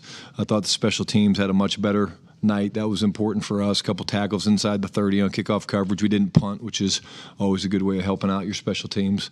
And then, all in all, I thought that some guys took the next step that we hoped. They were more comfortable playing in this game than they were the last game, or the first game, I should say. How much can some of those bubble guys help? Yeah, I'm telling you, man. JG said he said it shocked him too. Yeah, it was a shock. Morris said it was a miracle. Blaine said, appreciate this stat. 11 penalties for 106 yards. Yeah, I know it was preseason, but good. I don't care if it was the tree season. For the Cowboys to have 0 penalties in the first half, man, that's pretty incredible. Pretty incredible. Jimmy Jackson, I think we got one in Jayshon Barham. Boy, he different, man. That Jayshon Barham plays with some violence, boy. Absolute violence.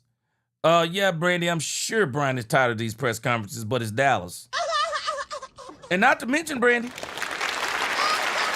I didn't know this, but this stuff is actually in contracts. When you sign your contracts, they put this stuff in here that you have to do these press conferences. So might as well embrace it. Shoot, I don't know about you, Brandy. Shoot, you paying me millions of dollars. I'm not gonna have a problem talking. Now you might get bored by what I'm talking about because I ain't gonna give you anything on my team. But when you getting paid this kind of money, shoot, I wouldn't mind sitting in front of a camera talking to folks. CGW said politics again, never won football game. Schoonmaker should be gone. Yeah. Yep. Yeah, but I don't know about the old Schoon, man. Yeah, we need to acquire game changer. I think Trigg can be that game changer, but I also think they're going to stash Trigg. I'm not going to believe anything they're saying about Trigg because I think this is how they're going to put Trigg on the team. Is they're going to use them 2 extra slots to hold Trigg, man. He on one of them slots. Yeah, he on one of them slots. Yeah, he on one of them slots.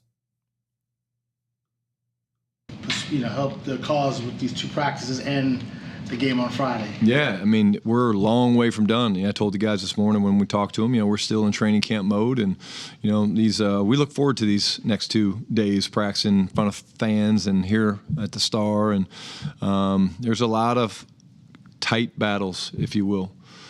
For certain spots, and you guys get it. It's a very competitive roster and 53 guys and the practice squad. So they need to maximize, and they will, these opportunities along with the game on Friday night. Clarence Hill deal at Les Cowboys, and I don't know how much stock you put in these things, but sometimes a couple of guys stood out. Barhammer. Barham. Oh, yeah. That's one of the nicknames that's going around. I like it. This anticipation of him playing and then to watch him play, just your thoughts on that, and can he get in the mix for the starting line? Yeah, well, one, we haven't done the play time yet, Clarence, but I will say, when he performed very well. The physical nature that he plays the game is real. You feel it. They felt it. He did run out of steam a little bit. He was hurting a little bit from conditioning standpoint. That just comes from not playing. But we haven't penciled in the starting lineup yet at really most spots, and we're still a lot of competition. But he's the guy that maximizes opportunity, and he's earned more opportunities, and he plays the game the right way. And that play style that we were talking about, it was very cool for him in his very first game to see him do that. Mike and weak side. Yeah, he can play both. He's got the versatility to get on the edge as well. So, we cross-train those guys. But what I love about him is the versatility, because really he was off the ball some at Michigan, on the ball some at Michigan. He's actually a really good pass rusher as well from off and on the ball. So he was a guy that was trending up, and then he had the setback with the injury. And I would say he's trending up again now. Brian Todd Archer with ESPN. I like that name that somebody gave him. Barham. That's a pretty cool name right there. I wonder who originated that. AOC gave him Bam Bam, and somebody else is giving him Barhammer. Yeah, that Barhammer, that's pretty unique right there. I like both of them, but that Barhammer's pretty unique. But Jayshon Barham, I told y'all already, Barham's playing. Might as well get ready. Barham's playing. I knew it from the moment they got Jayshon Barham, and looking at the tape, Barham is playing. Bottom line, I don't care who's in front of him, he's playing. He will be in he's going to be in the rotation in one form or another.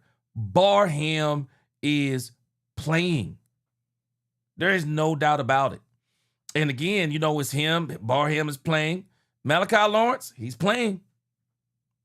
He's playing. Those players are too good. They're playing. They're playing. So you got 3 players in the first part of the draft, and they're all going to play.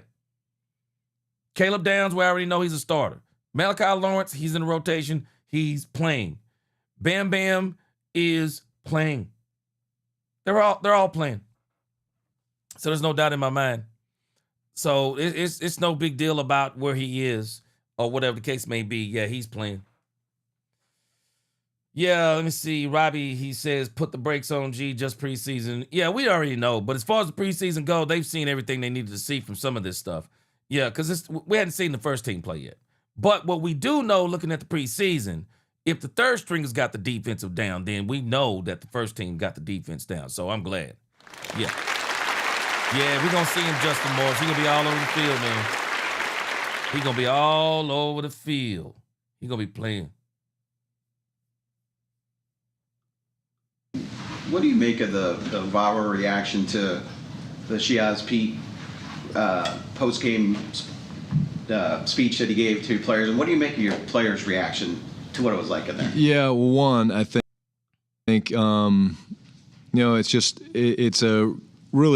it's amazing that our social media team, the media in general, captured it because it was what this team and really the game of football is all about. Like, it's a storyline where you have a guy who's fighting his butt off trying to make the team. Yeah, it was Clarence Catherine. When you give him an opportunity, deservedly so, to address the group, it was very raw and it was very authentic. And, I'm thrilled for him.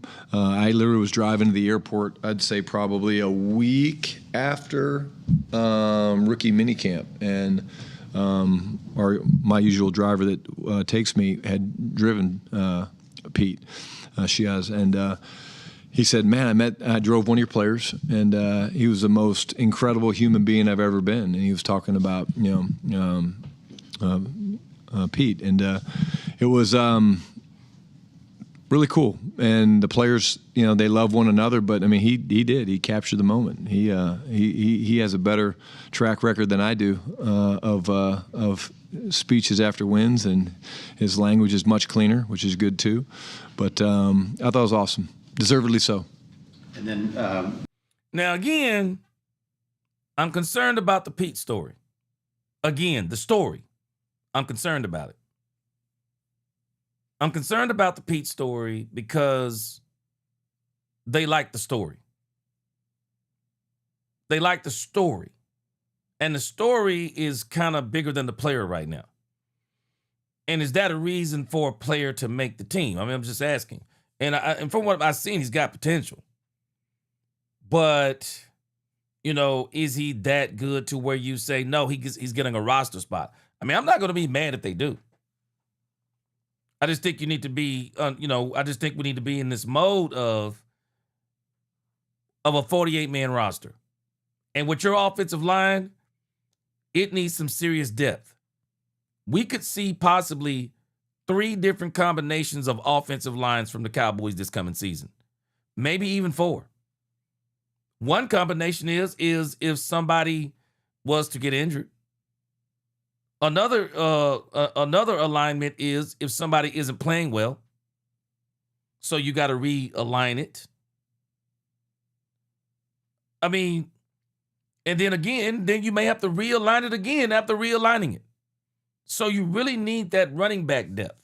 And so you really need on that offensive line, every single one of those players on that offensive line, they really should be thinking in terms of might play. You can't afford to have great stories. Because I'm going to tell you something. We did this with Deuce Vaughn. I mean, you think about it. We did this with Deuce Vaughn. There is no way that you have a good story in a position that is an impactful position that you're going to need the contribution of said player or that position. So all I'm saying is, got to really think on that. Oh, now CGW. Now that right there, that part right there. I wonder if they'll do that. I wonder if they'll do that. International acquisition. Wonder if they'll try to pull that off. Frank Lawrence, I'm not sold on Shiaz is better than in Steele just yet. I ain't sold on that. I'd have to see him in a little bit more of live play against first team before I would even think about that. But as far as inspirational, I can see that part. I mean, if you want to, I want to see if I'm very interested to see if he makes the team. I'm really interested. Those guys on the roster, figuring out what's going on.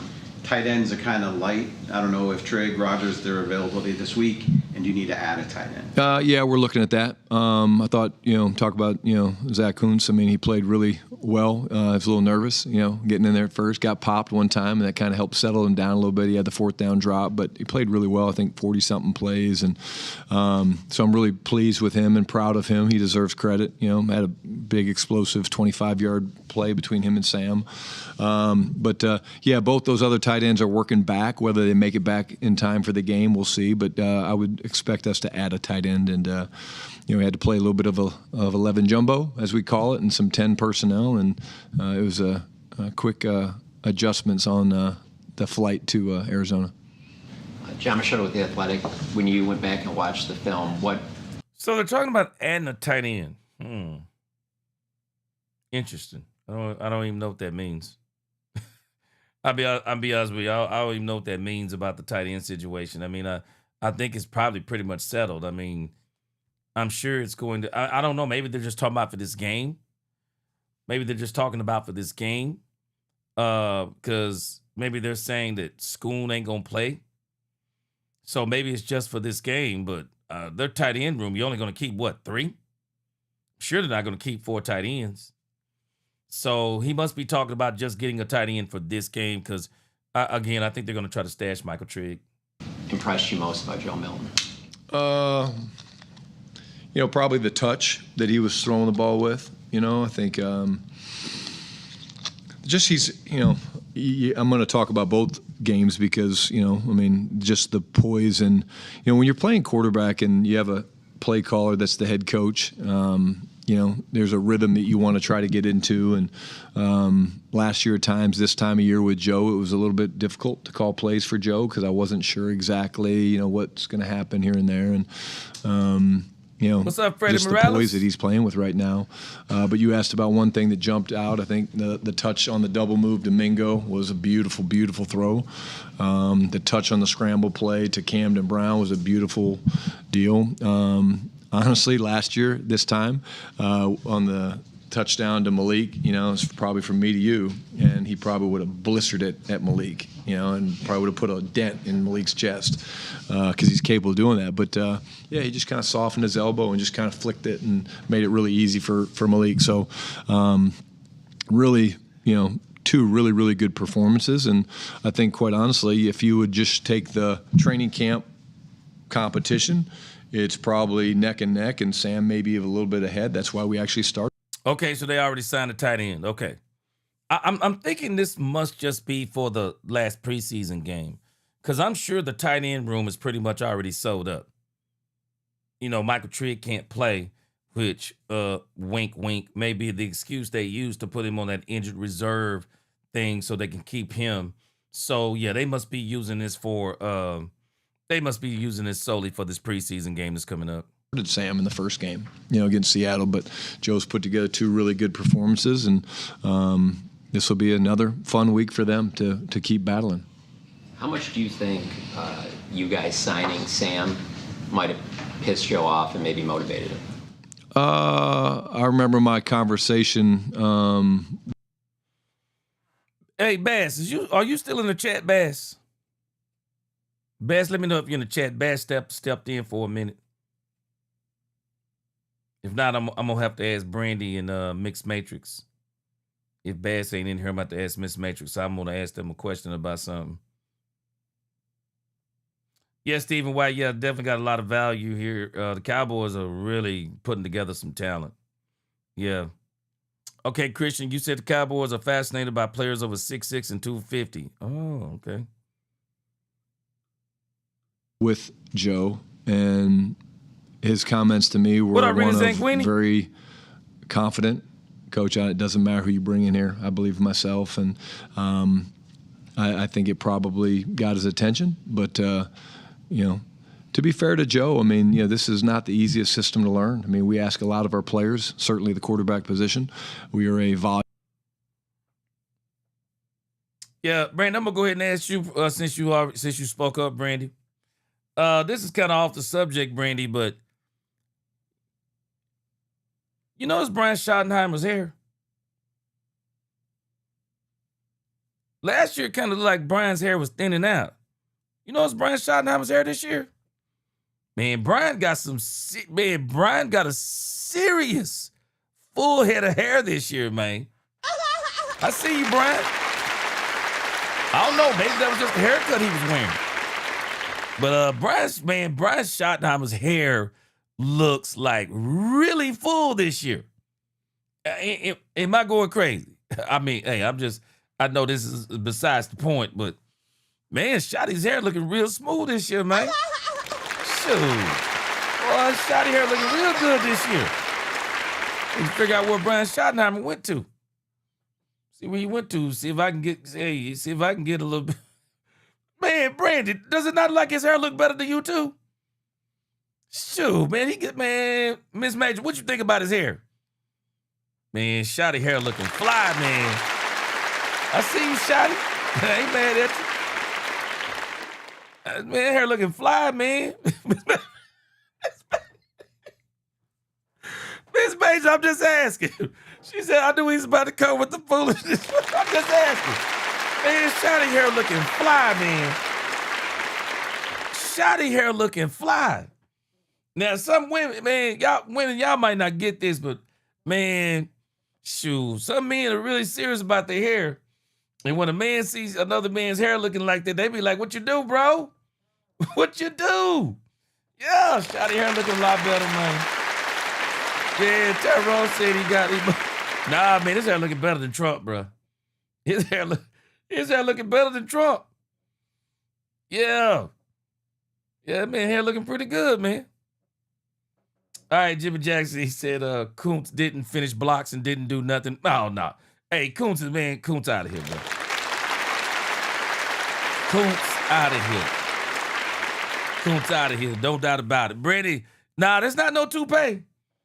Nah, that's not no toupee. He got it. Hey, that look like Shotty, man. That look like Shotty hair, man. That man Shotty done got his hair, hey. For real, see, he put Michael Parsons.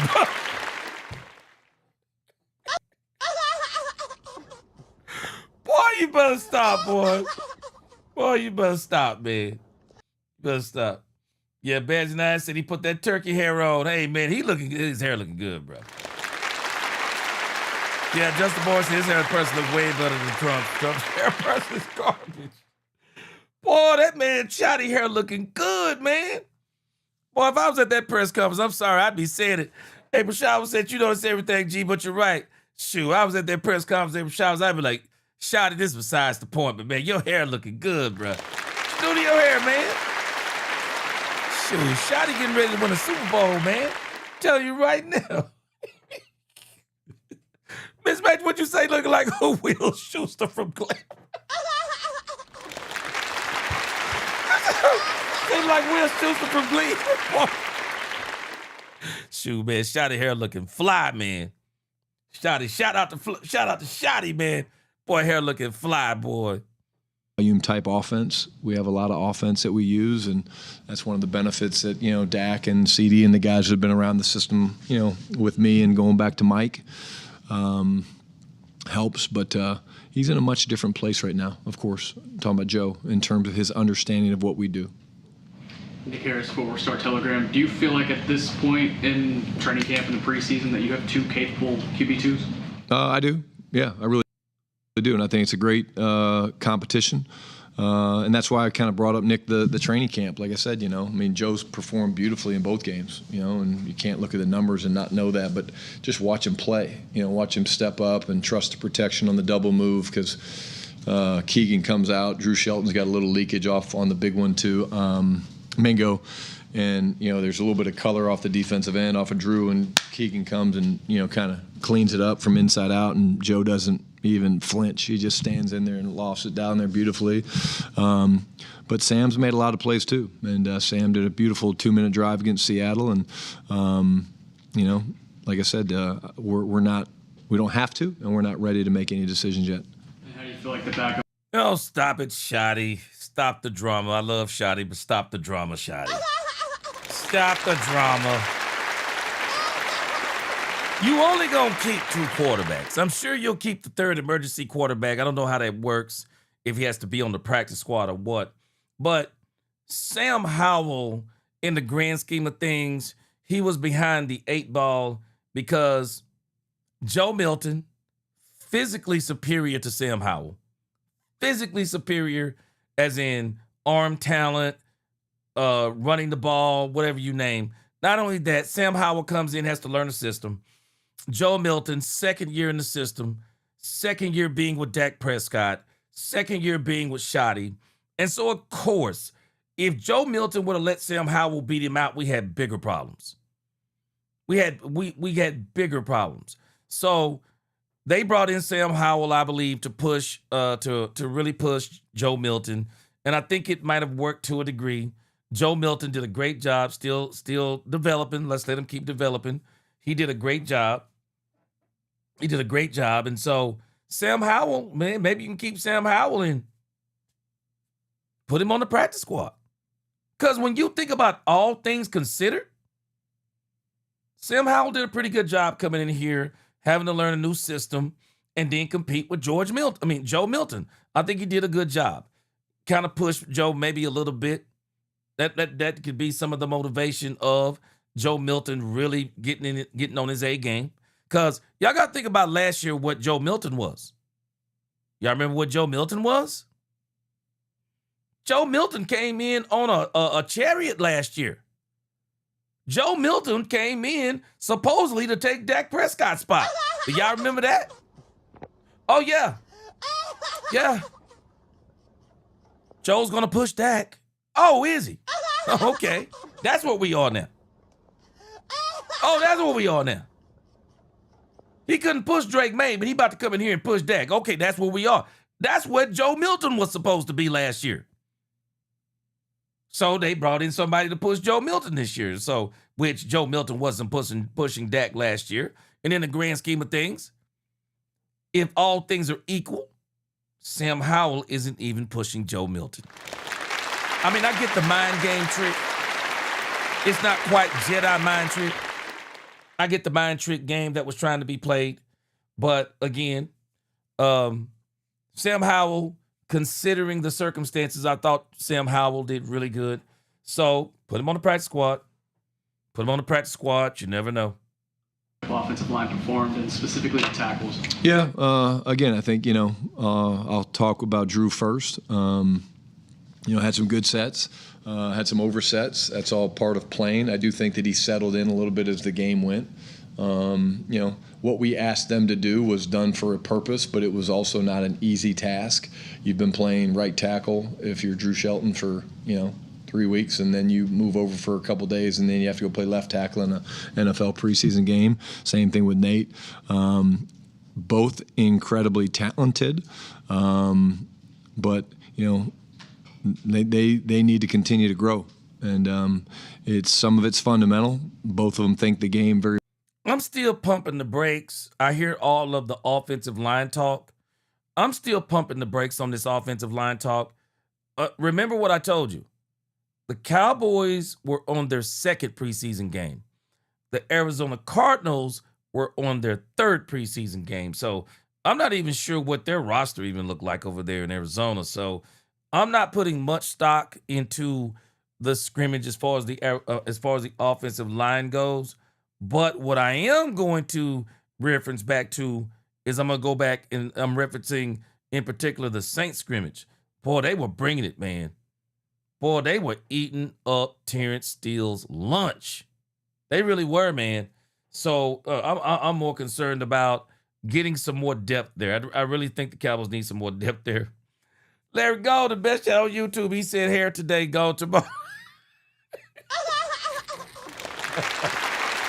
Hey, man. Larry, I'm telling you, boy. Shotty's look, man, bro. Shotty hair looking good, man. Shotty hair looking good. Sam, me and you, we just keep ours cut off, man. I was trying to talk my wife into me and some hair the other day, and she wasn't having it. She wasn't having it. She was like, your hair look good like it is. Keep it cut low. So Jerry Best said, underdeveloped, high flying with a strong arm that couldn't play quarterback, but athletic as hell, but was never pushing that for QB1 stopping. Yeah. Yeah. Jedi mind trick game. Not quite Jedi mind trick either. Eric Castillo, lowest total wins 11, highest total 13. Boys doing it. Boys gonna do some damage this year. Ruben Bain, hey, Frank Lawrence, I'm telling you right now, Ruben Bain, I think Ruben Bain haircut it gives him even more edge. He said Ruben Bain, Junior Bean, he said haircut be like, go ahead. He said, say something about my haircut. Hey, and people, they say stuff about his haircut online. Frank Lawrence, I bet you they won't say it in his face. Shoot. Tell Ruben Bain he got the best hair in the world if you see him in person. Very well, but there's fundamental things that, we're talking about, with Clayton and Connor Riley that both guys can improve on, and some of it's, hand usage and replacing your hands and things like that, and how you set versus a wide. Blaine, I'm gonna tell you something. I'm gonna tell you right now. You make a very good point. People keep talking about who the Cowboys are gonna trade for, but if need be, you never know. The Cowboys could trade for somebody, trade for a tackle. But I think the first thing they're going to do, Blaine, they're going to look at the preseason cuts. Y'all remember when I told you about all these different opportunities that you have to improve your team? Well, now we're down to the last two left. First one, the last one left is trade deadline, but this is the next one here. We already went the route of the UFL. Y'all remember when I told you about those different things? You had the UFL, you had July the 15th. You're not touching the Canadian Football League more than likely. You got the 53-man roster cut down. That's number 4. Number 5 is the trade deadline. So now we're at our fourth option. And so now I believe what the Cowboys are going to do, they're going to wait and see who gets cut during these 53-man roster cuts. That's why anybody who is on this team up until August the 30th, if you're not in the first and the second string, if you were not drafted this past draft, I wouldn't get too comfortable. I really wouldn't get too comfortable. The Cowboys are going to be scouring the NFL when those 53-man roster cuts come down. And I am not going to be surprised. There are 3 positions that I believe the Cowboys will target. They're going to be targeting cornerback. They'll be targeting offensive line. They'll possibly be targeting if there is an edge rusher out there. If there's another edge rusher out there. So I think they're going to target those 3. Probably offensive line first, cornerback second, another edge rusher third. I think that's what they're going to be targeting. So get ready.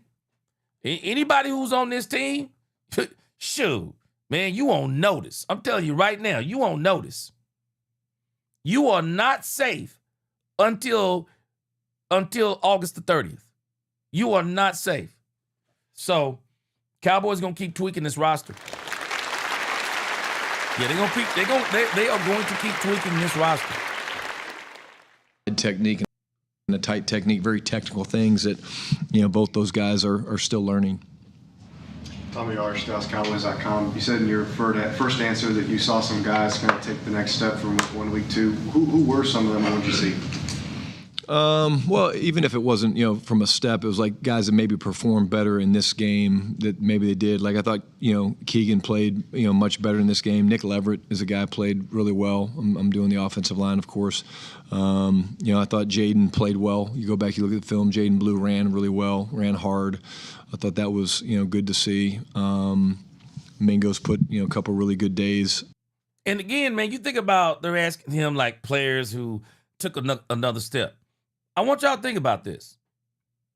Some people are looking at Jaden Blue and they don't think he made another step. But I don't think they were looking for the step that some of us were looking for. They were looking for, can you run behind your blocks? Somebody mentioned that earlier in the chat. I meant to highlight it. Can you run behind your blocks? Can you run even when the line hasn't opened the hole up wide? Even when they haven't done that, can you still run hard when you don't see the vision or when you don't see the daylight? Can you trust that offensive line enough that if you'll hit it hard, maybe you can give them enough force to knock those guys down and just go propel right past them, similar to how we've seen Malik Davis run in these preseason games. So they saw what they wanted to see from Jaden Blue: progression. Run hard, run tough, run behind your blockers, cut the razzle-dazzle out, hold on to the ball. Can you take a beating? Be ready for the next game. Yeah, I think they're trying to toughen Jaden Blue up. Yeah, I think they're trying to toughen him up. And Justin Morris, I think he did have a blitz pickup. Yep, I think he did have a blitz pickup. So they're definitely trying to get some things out of Jaden Blue. So, as he mentioned, him taking a step where some people might not consider that a step, but I definitely think the Cowboys consider it a step. So, yeah, I think it's kind of where the Cowboys are. Chanel, he said Bernhard Raymond, high-performing left tackle who entered the final year of his rookie contract as an extension candidate while a core piece for Indy. Shoot, Chanel, we're going to see how they looking. You never know, because I don't think they're projected to do well this year. Frank Lawrence, I still say Decker too. I would definitely consider having Decker on the bench. I would consider having Decker on the bench. You don't have to get him to start. Put him on the bench. Put him on the bench. Let him get healthy. And you just never know.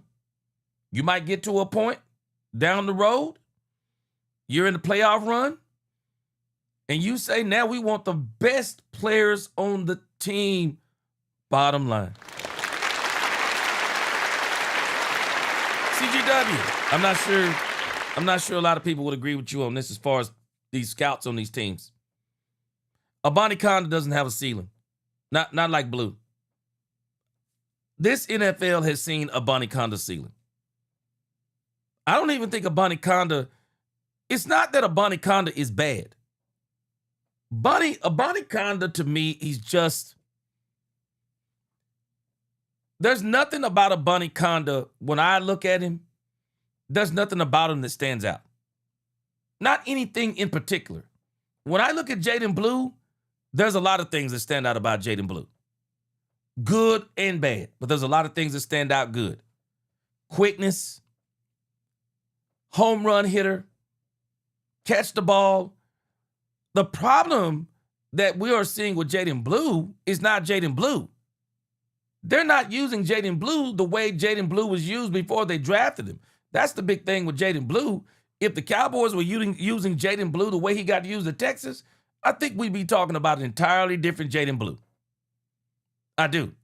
But when I look at Blue, way higher ceiling than Israel Abanikanda. Israel Abanikanda is just a guy at this point. He's just a guy. And I'm telling you, if he wasn't, if he was more than just a guy, he wouldn't be with the Cowboys. I promise you that. He wouldn't be with the Cowboys. And also, CGW, Jaden Blue, I've already said it. Jaden Blue is not my RB2. Jaden Blue is his own thing. Jaden Blue is that dude I got plays for. I got plays for Jaden Blue. I got running back screens. I got line him up in the slot, wide receiver screens. I got line him up in the slot, run him down the field. I got so many different things I know I'm gonna do with Jaden Blue. We're not even tapping it. We have yet to tap into the fact that Jaden Blue absolutely has wide receiver hands. Absolutely works out as a wide receiver. Jaden Blue can catch.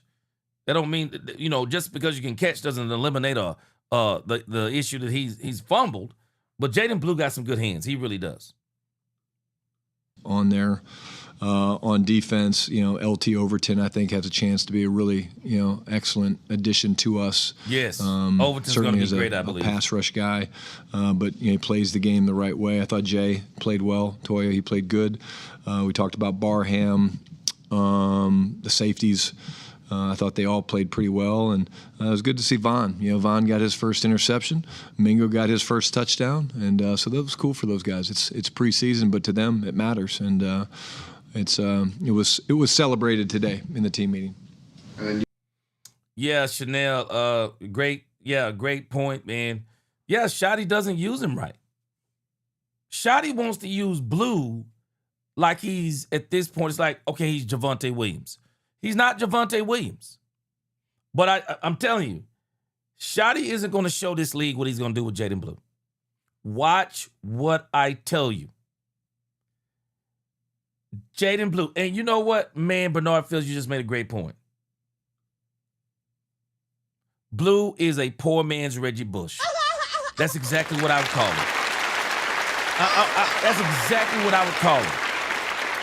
He's a poor man's Reggie Bush. That's exactly what he is. Because that's what he was at Texas. He wasn't like, he wasn't Reggie Bush. He wasn't Reggie Bush as in took the nation by storm Reggie Bush. No, he wasn't that. But he was Reggie Bush-like. Yeah. I think that's the best way to describe him. I'm going to use that going forward, Bernard Fields. Yes, Jaden Blue is a poor man's Reggie Bush. Jaden Blue is that player. He's not your number 2. You cannot use him as your number 2. You use him as your Reggie Bush. You go get you a number 2, but he ain't the number 2. And Phil Maffa was supposed to be that number 2. Problem is, man, Phil Maffa can't stay on the doggone field. That's Phil Maffa's problem. He can't stay on the field. So I don't know what the Cowboys are going to do. Are they going to stash him again and throw him on the practice squad, or do they just say forget it and cut him all together?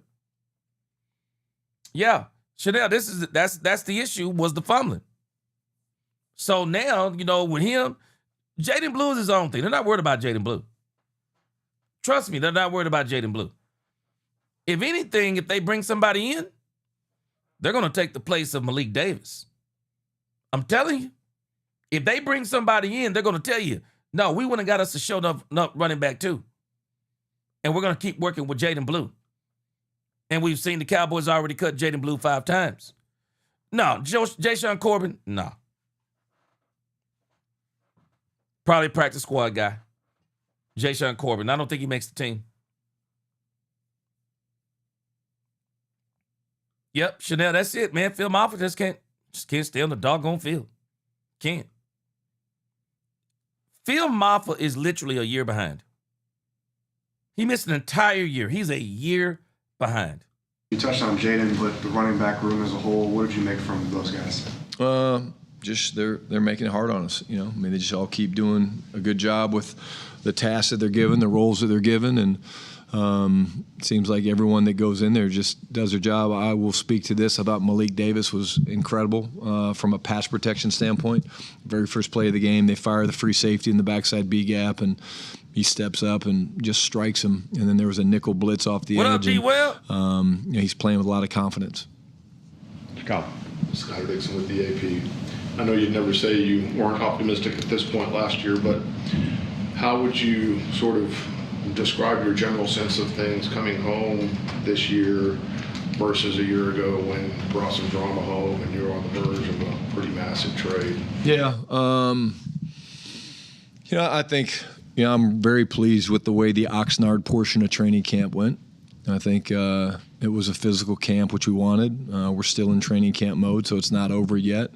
I thought we've shed some light on some really cool position battles, but I think the biggest thing for me, Skylar, when you look at it, is if you take our roster from last year and you laid it down next to our roster from this year, there's no question that the depth and the overall talent is higher.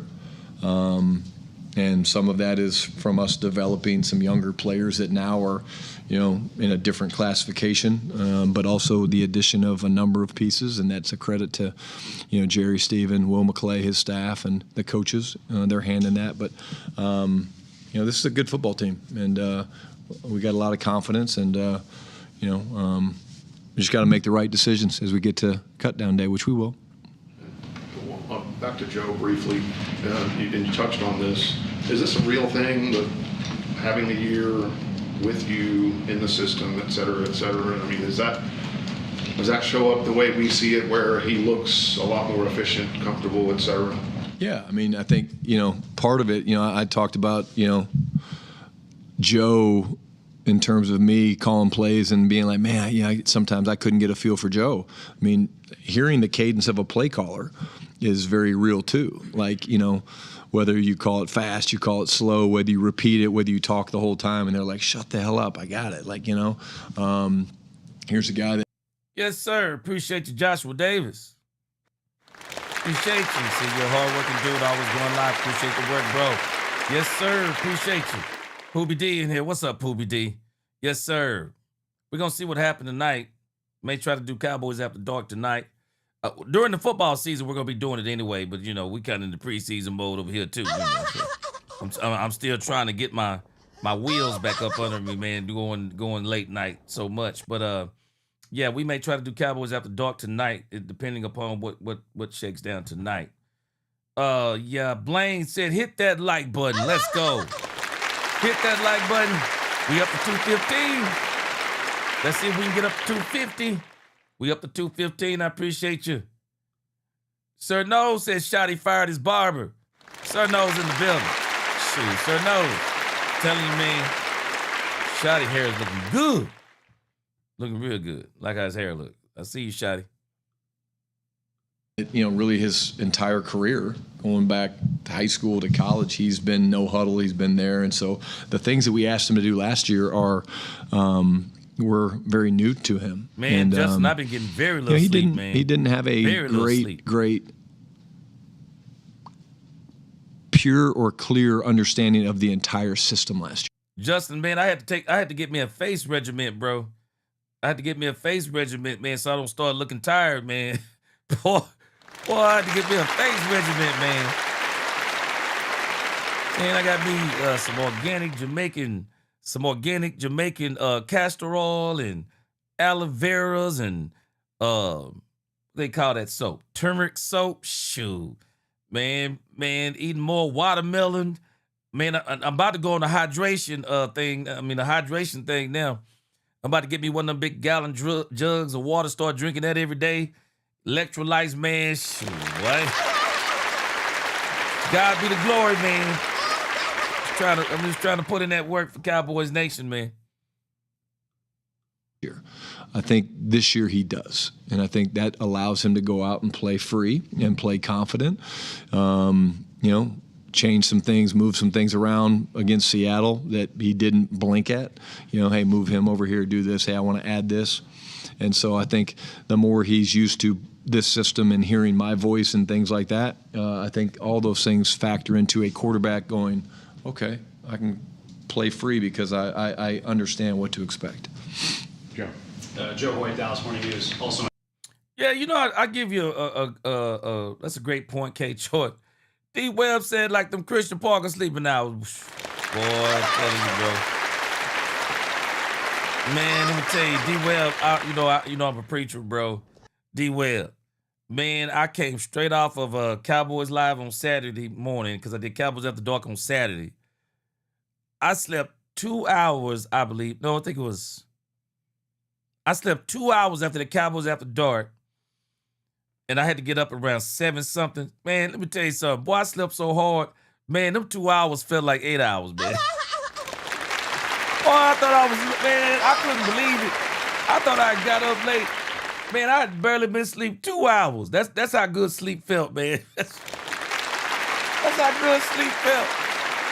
Miss Matrix, I'm getting back to my old days when you stay up all night. We talked about it. Stay up all night at the club and then get up and go to work on Monday. Shoot, got right on up, man. Got right on up. Joe Milton, you talked about the ability to kind of have the touch throws and throttle down. I feel like that's something that not every young quarterback eventually gets to. How did you guys get him there? Quite honestly, if you look at Joe's career over the last 4 or 5 years, I mean, I first remember hearing about Joe Milton when he was at University of Michigan, and everyone applauded him for how hard and how far he could throw the ball. Cool. That's awesome. Go be in a carnival somewhere. Like, that's not what playing NFL quarterback is. It's not, oh, yeah, I can throw the ball 85 yards. You're throwing through small windows. You're throwing over people. You're changing arm slots. So, like, to me, arm strength is cool, but, like, you know, go to the fair and win a teddy bear. Miss Majors, hold on a second. Miss Majors, was Brian Schottenheimer saying this last year?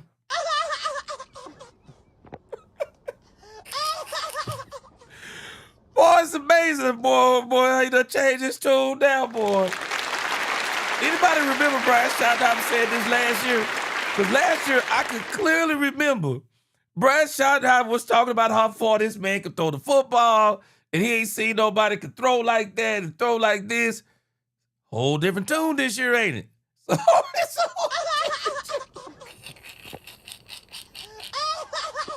boy, it's a whole different tune for Shotty this year, boy. Now this year, yeah, you know, everybody talking about how hard he could throw. Yeah, I'm saying, hey, go to circles. I don't remember this story last year. Maybe I missed it. Lost in translation. What's up, Lost in translation? Lost in translation. You remember this story from last year? Because I don't remember this one. I don't remember this story from last year.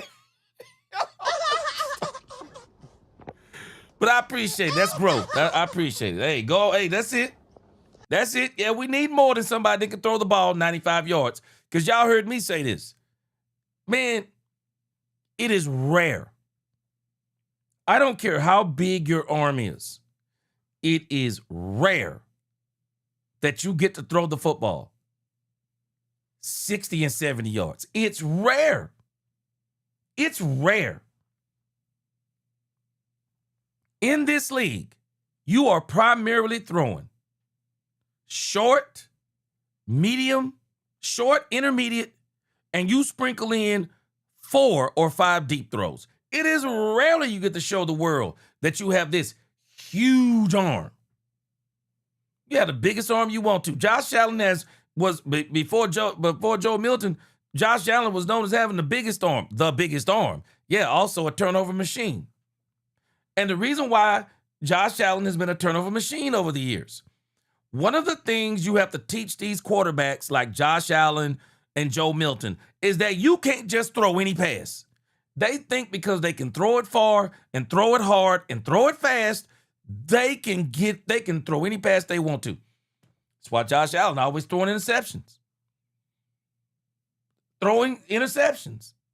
Meanwhile, Dak Prescott doesn't have the strongest arm. Doesn't have the smartest arm. Doesn't have he doesn't have the biggest arm. But he's got one of the smartest arms. Because Dak Prescott knows how to put the ball in places where a lot of quarterbacks can't.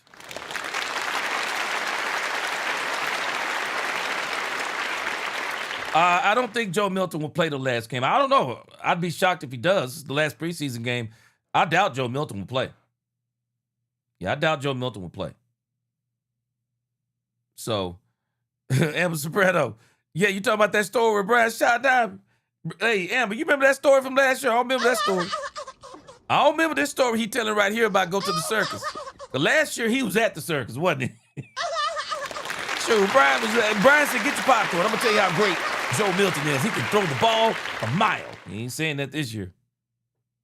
But you got to play quarterback, you know, and that's what I think you see Joe learning is he's playing quarterback. You know, he's playing quarterback at a high level. He's checking the ball down. He's making blitz adjustments. He's solving problems. He's reading, you know, from his first, second to third and even fourth progression at times. And it takes time. I mean, you don't stop. I mean, you don't stop learning as a quarterback, and the only way to do it is to play. And I'm going to tell y'all this. I bet you Joe Milton now appreciates Dak Prescott more than he did before he got here. I bet you Joe Milton now appreciates Dak Prescott because it's one thing when you see someone from a distance. It's another thing when you come in, you see their work ethic and how they lead and the way that, you know, Dak embraced him and has been trying to do everything he can do to help Joe Milton to be the best quarterback he can be. I bet you Joe Milton even sees Dak Prescott different now. And so for as much as I credit Schottenheimer for helping Joe Milton, I'm giving Dak Prescott a huge I think Dak Prescott has been bigger over the last year. Dak Prescott has been bigger in the improvement of Joe Milton than any of these coaches. Any of them. Than any of them coaches. Man, it's a dream come true to be behind Dak Prescott. It benefited Trey Lance. Trey Lance, anybody seen him over there at the Chargers? Before it's all said and done, man, Trey Lance may get a chance in this league. Trey Lance may absolutely get a chance in this league. And I guarantee you when he gets his chance, he's going to reference Dak Prescott. I'm really, really proud of him. You talked about Barham's edge versatility, what he showed at Michigan. It looked like some of those run fits he was able to beat interior offensive linemen with some moves. How much did his edge experience also help him from an inside linebacker standpoint? Yeah, a lot. I think you see him get skinny. You see him, lessen the surface area for a blocker to have, and then be able to still create so much power. And the guy's an extremely powerful person. But I think you just see the experience of that versatility showing up on understanding angles, and then again, like I said, changing his body, contorting the different ways to beat a blocker. The worst thing you want to do to the guy is try to take him on down the middle because he's so damn strong. But he has the ability to beat you that way, but he also showed us the ability to maneuver around blocks but still have the strike to knock people back. Shane. Following up on the Von Miller thing, Coach, Gene Slater, NFL Network. Man, I'm telling you, Jayshon Barham is different. Man, I'm telling you, I bet you teams are going to be kicking themselves in the butt about Jayshon Barham. Jayshon Barham. Oh, my gosh. The Cowboys are going to turn Jayshon Barham into one of the best linebackers we've seen in a long time. And I love it. I love it. I love it. Amber Soprano, you remember we were talking about this the other day? Having a good enough team to where you don't have to bring a player in and put everything on them. You got a good enough team to, even though Caleb Downs is starting, for as much as people say Caleb Downs is the savior of the Cowboys defense. No, he's not. No, he's not. Caleb Downs is a great player on a defense that has great players. In times past, you think about Micah Parsons. When we got Micah Parsons was the best player on the defense. And I think unless that young man's head, unless his mind is really right, and unless you got the right coaches, you can really mess up a player when he's the best player on your defense. When he's the best player on your defense, it messes his head game up, messes his mind up. Because now he starts to think that everything revolves around him. And people will sit back when you got a team where the player is the best player on the team. Man, sometimes people will just sit back and let this dude just let him do his thing. Oh, just let him do his thing. It's him. But when you already got great players on a team, it helps a player like Caleb Downs come in, settle in, earn his stripes, learn, get better and better and better. Jayshon Barham, you're not going to have to play him 50, you're not going to have to play him 50 and 60 plays a game. Hey, we can bring Jayshon Barham along slow. Let him continue to develop into exactly what we want him to be. You think about it, Malachi Lawrence. We're not in a mode of urgency where Malachi Lawrence got to come in like Donovan Ezeraku last year. We wanted Donovan Ezeraku to come in. He had 17 and a half sacks at Boston College. We were like, hey, we got Donovan Ezeraku. He's Michael Parsons' replacement. Yeah, but understand he's his replacement, but not in productivity. Ezeraku, not in productivity. And Ezeraku, unfortunately, think about what we did to Ezeraku. Hey, man, we need you to come in and line up where Michael Parsons used to line up. Hey, we need you to take Michael Parsons' spot. Hey, man, can't you be the next Michael Parsons? See, that's the issue with Donovan Ezeraku. Imagine had we already had somebody and said, hey, Donovan Ezeraku, man, coming off 17.5 sacks, we're going to put you in spot duty. We're going to set you up to succeed. We're going to let you learn with some of these great players. It's not what we did to Donovan Ezeraku. It's not what we did to him. We threw Donovan Ezeraku right to the doggone fire. Right to the fire. Get in there. With terrible coaching. Yep, I didn't say terrible, terrible. Threw him in there with terrible coaching. Terrible coaching, terrible system. Not the best player. Hey, Ezeraku coming off 17.5 sacks. Get in there and rush that passer. What do you have? 1 sack, maybe 2? Hurt his hip. You got a team now with enough depth to where we got some players that look like they're going to be great, like Jayshon Barham, and we don't have to throw him to the doggone wolves in his first season. Even with Caleb Downs, we got enough safety depth to where Caleb Downs is not going to be all on him. He's going to have Jalen Thompson playing with him, P.J. Locke playing with him. I'm still kind of struggling with Malik Hooker, but we're going to see what he is this year. But we got some great players on a defense with depth. So a guy like Jayshon Barham, man, we're going to be able to let this guy fully develop.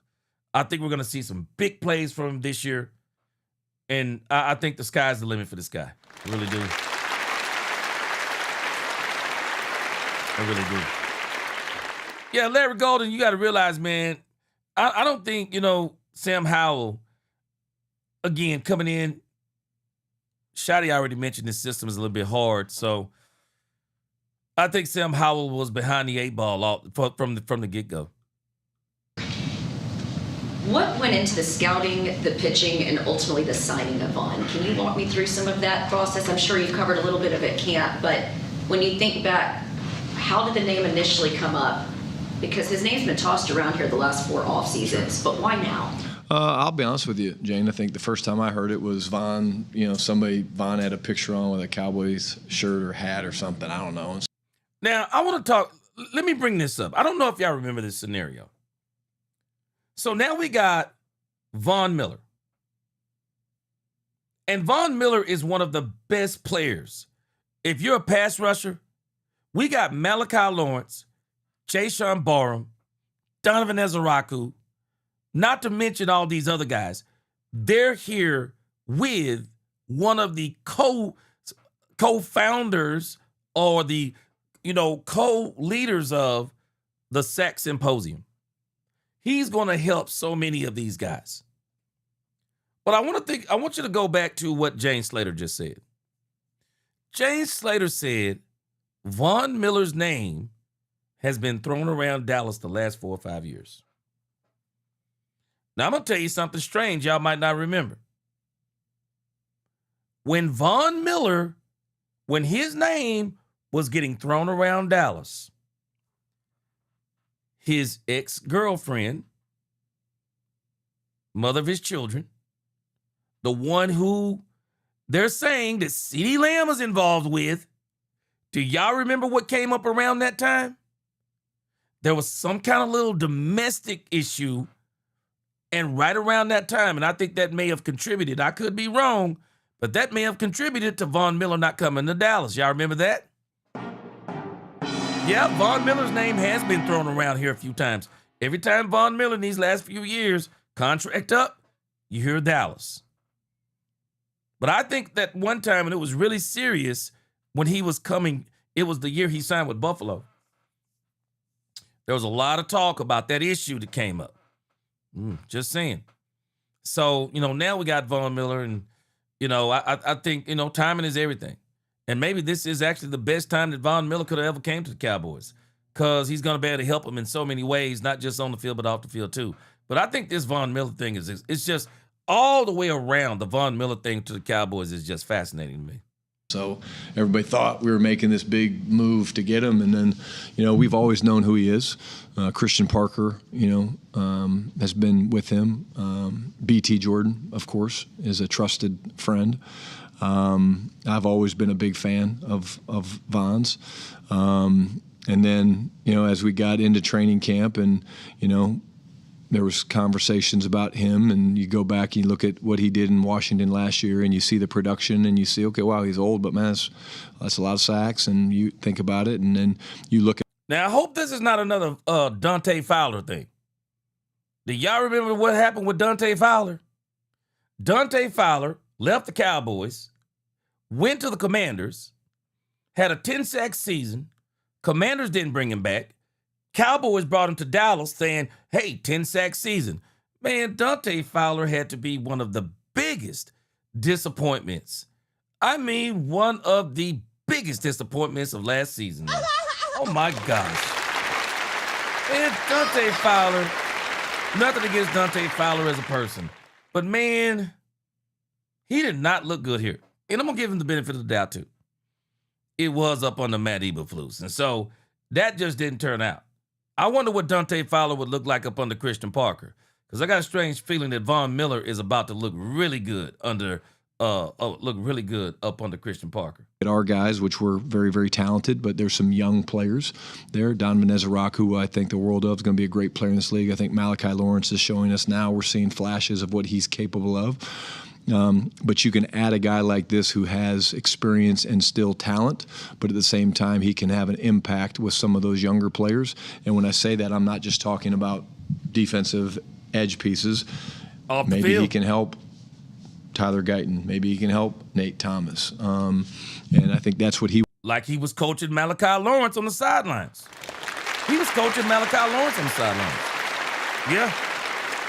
Yeah, Von is an asset. Man, I'm telling you, Von Miller is basically a coach. He's just an extra coach. He's at that point of his career where, he wants to, be a part of something special, be a part of a team that, he grew up cheering for. And so I just think it fit. When you talk about some of these bubble players and there's a lot more competition this year. Yeah, Stephen White, Von Yoda, I like that. What ultimately is going to help you make a decision about some of those players that are on the bubble? You talked about Malik Davis. He's really helping himself out with pass pro. What are some of the other ways these guys are going to stand out and ultimately make the cut? The easy answer is special teams.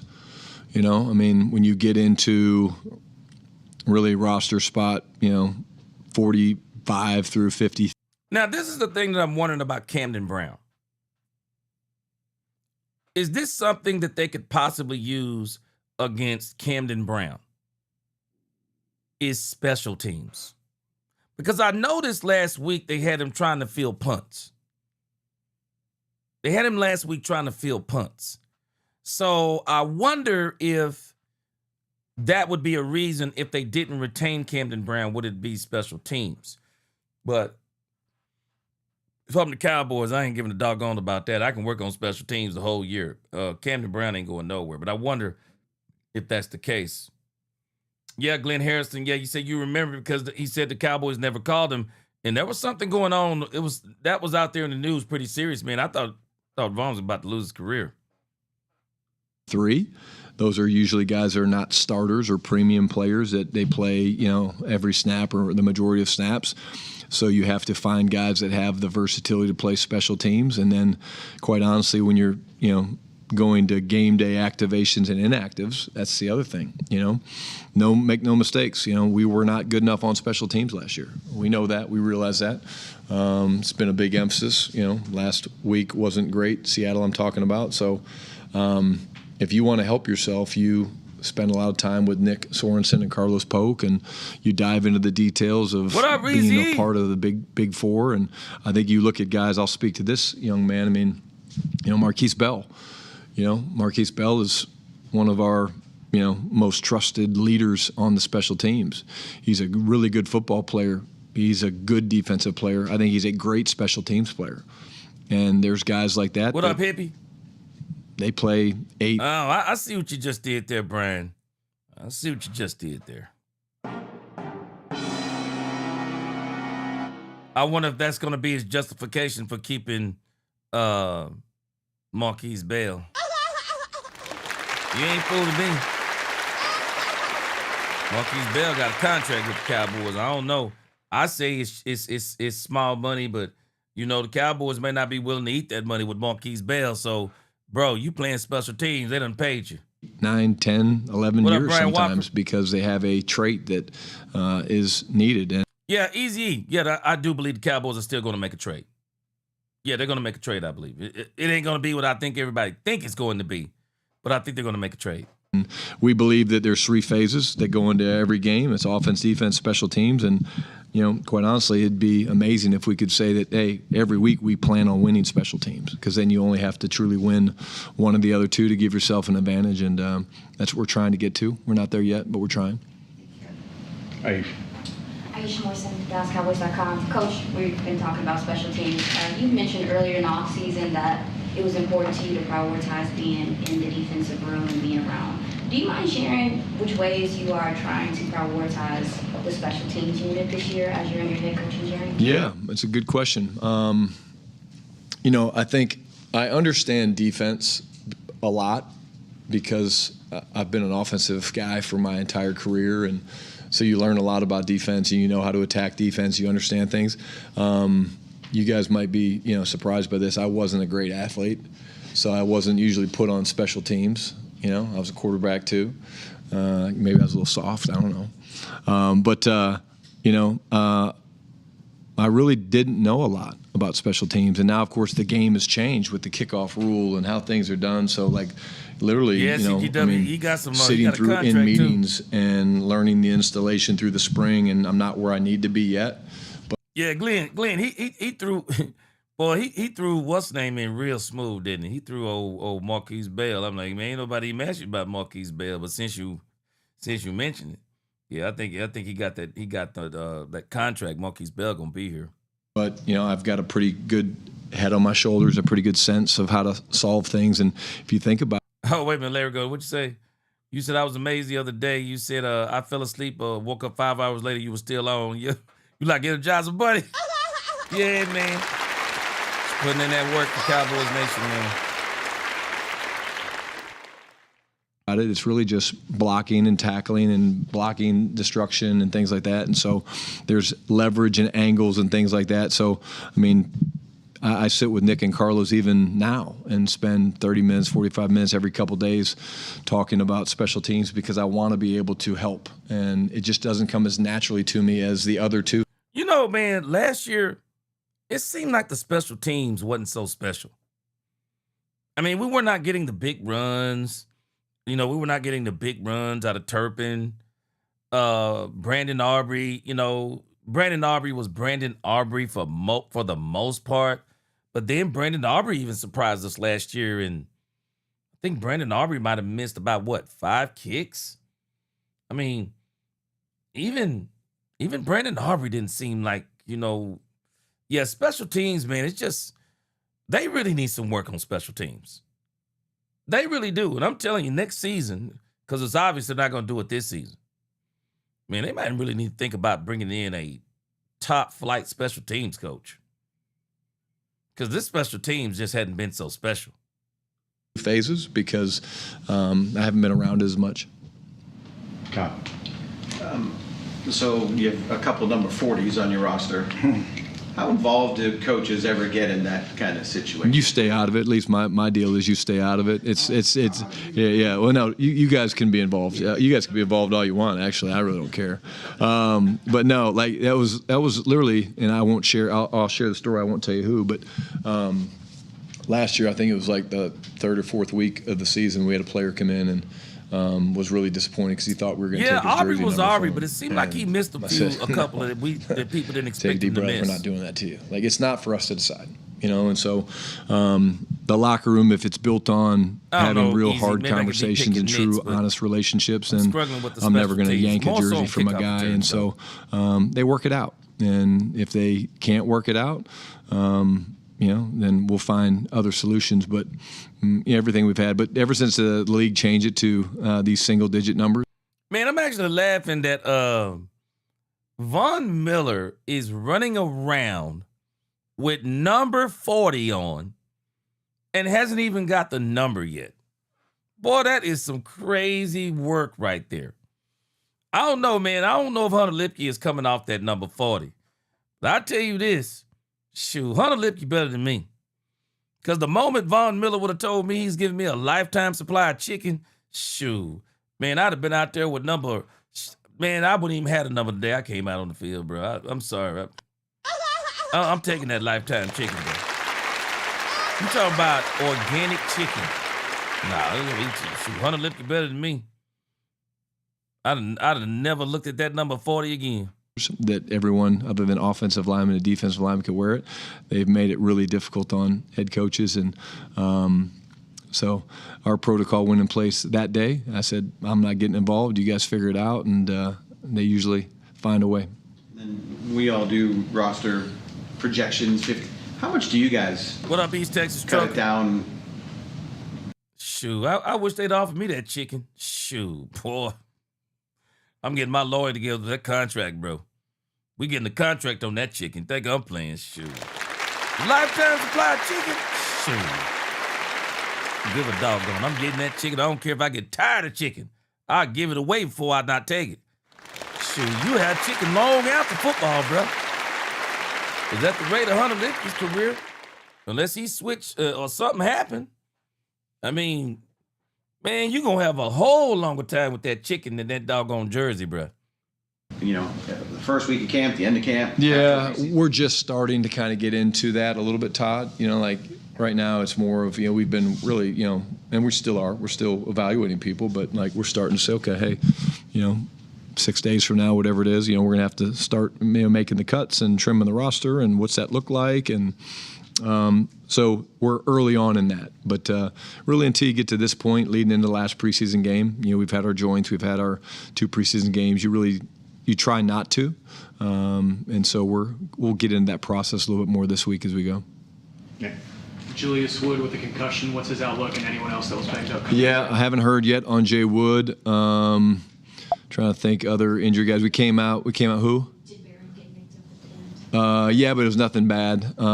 We actually came out pretty clean. But I do not know about Julius but that chicken, yet. shoot, but I do know that the way he plays the game is really cool. I mean, he showed up on the film I showed to the team this morning 3 or 4 times with the play style and physicality that you're looking for. Brad Sham, Cowboys Radio 105.3 The Fan. One more thing about special teams. When you say your objective is to win special teams, there are so many different facets of special teams. What does winning special teams mean to you? Field position battle. What's the average drive start? What's the average drive start after a kickoff? We plan on making all of our kicks, with Aubrey, but it's really, the game is so much about field position, and offenses are really good in this league and defenses are really good in this league. So if you're an offensive guy and you have shorter fields, you have a much better chance of scoring, and if you can pin them back. So. All right, okay. Dak fan for life. I'm going to check your super chat in a moment. I didn't see it. Okay. Oh, okay. I wasn't paying attention. Okay, I'll come back to that in just a moment. Your chance of the defense doing well. So it starts with that. Anytime you can have an explosive play, and we do have fakes and things like that we feel like can help swing momentum. But it starts with field position. Good. Thanks, guys. Thank you. Yeah, I do think we need to get that special teams. We really need to get that special teams piece fixed. We really do. Because special teams, when you think about the returns, I really wish we could get us somebody in special teams to where they can take advantage of this new kickoff rule they have and how they're lining up the players. I mean, I would have 2 kickoff returners back there. I really would. I'd have 2 kickoff returners back there, and doing some razzle dazzle, man. Do some fake reverses, or running one way and throw it back the other way. I mean, however you can do it, but find a way to make the bet. Find a way to try to, find the solve this whole thing with these kickoff returns, because the kickoff return game it's just not exciting anymore. So somebody's got to figure out a way to beat it. Dak fan for life. Okay, I'm sorry I didn't see this early. Appreciate the super chat. Okay, so Shotty said earlier that Joe and Sam are playing? Oh, he said I did hear that part. He said the competition wasn't over. Dak fan for life. You know we know this over. We know. Come on. We know doggone well that this is absolutely over. I'm not buying it for 1 second. This quarterback fight is over. Now, I understand the Jedi mind trick that's being played. You don't want Joe Milton to think he has it wrapped up. I get the Jedi mind trick that's being played. But I'm not buying it. I think Joe Milton has all but won this job. I do. What's going on, Queen? Good to see you. Getting back from the hospital with hubby. His sugar was crazy high. Uh-oh. Well, I'm sure all is well now that you're home, right? Prayers up for you and the hubby. Is he good, Queen?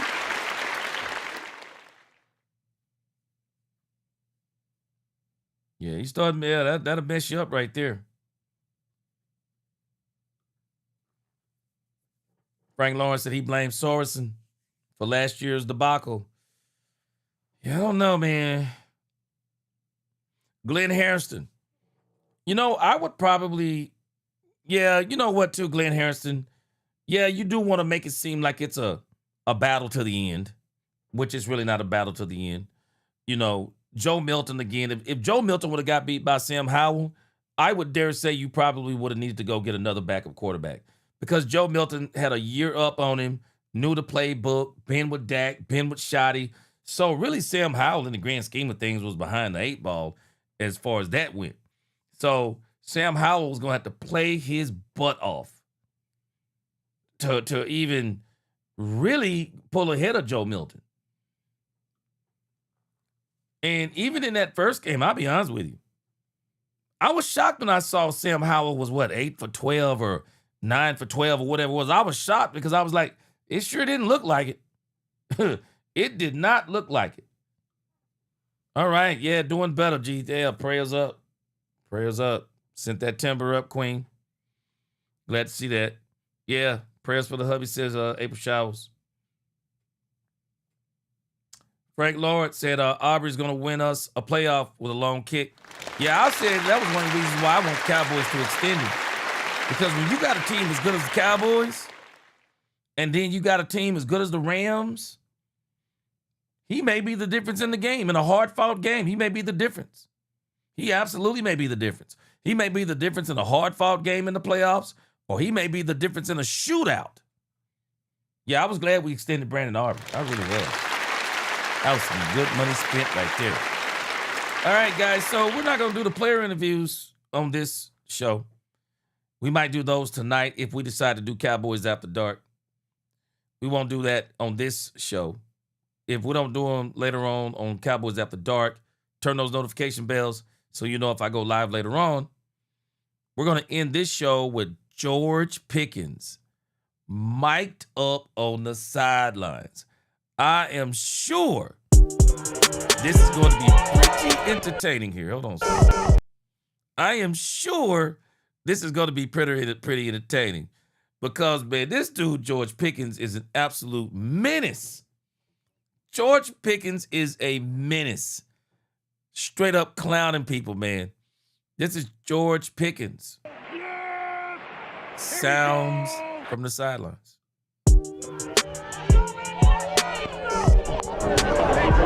Where the camera at? Where the camera at? I ain't saying that much today. My routes is different. You can't dog me, little dude. You know you can't dog. How did he make their team? Try to take me out, fam. This too easy. Wow. Oh, they trying to cheat because getting routed. Business person. That's too crazy. Boy, this dude is straight crazy, bro. This dude is straight crazy, boy.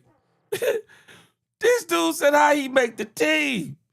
Boy, this dude George Pickens is straight crazy. Man, let's play that part again. This dude George Pickens is straight crazy. Boy, Bass, you are not lying, boy. Man, this dude don't care about nobody's feelings on the field, bro. Let's play it again.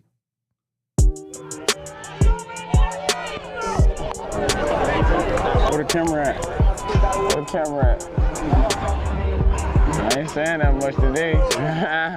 My routes is different. You can't dog me, little dude. You know you can't dog. How did he make their team? Try to take me out, fam. This too easy. Wow. Oh, they trying to cheat because getting routed.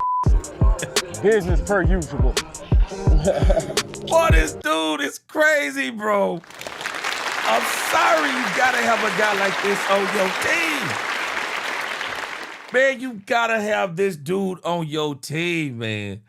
This dude, George Pickens, is next level, bro. Hey,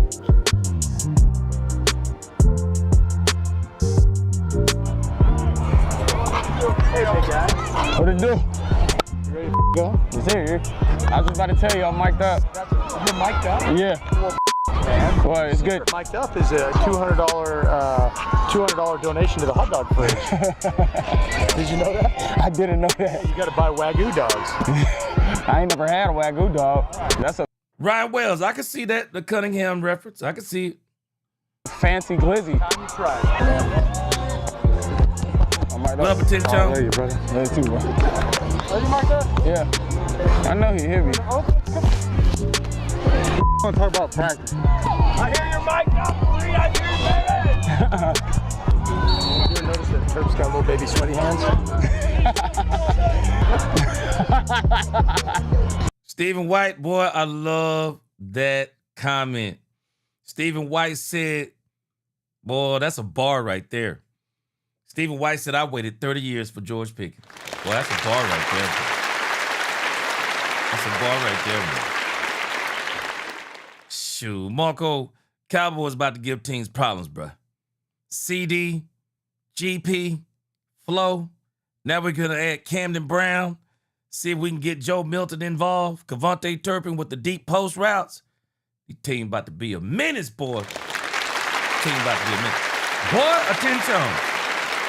I'm telling you right now, I would love that. Mingo to the Fins. Mingo to the Fins. I'd love it because that means we getting Jordan Brooks. Oh, I would love it. I would absolutely love it. I ain't warmed up yet.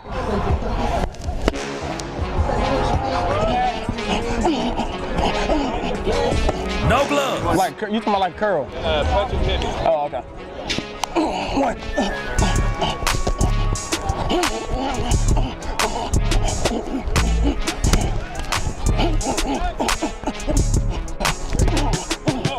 Just working on moving them off the line with a big step, with your back leg, and get back on the inside edge. Like a split in. Contested catch. Big step, big step.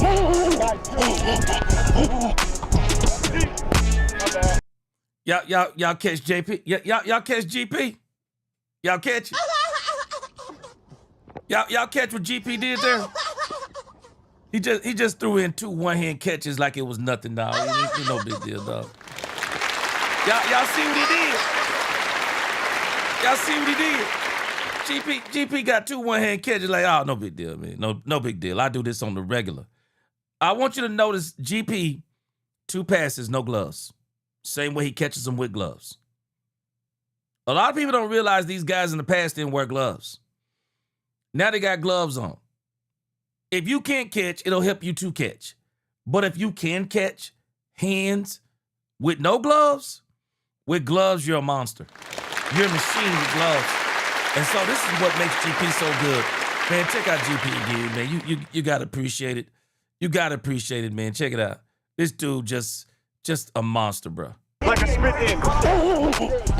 Wait, let me go back a little bit further. Man, you just gotta appreciate what GP just did, bro. Yeah. You just gotta appreciate this. Look at that. No hands, no gloves. No gloves. No gloves. Like, you talking about like curl? Punch and hit me. Oh, okay. What? This dude is a natural catcher of the ball. And Eazy-E, Jerry Jeudy should not play wide receiver. Stickum won't help Jerry Jeudy. If gloves ain't gonna help you, Stickum ain't gonna help you either.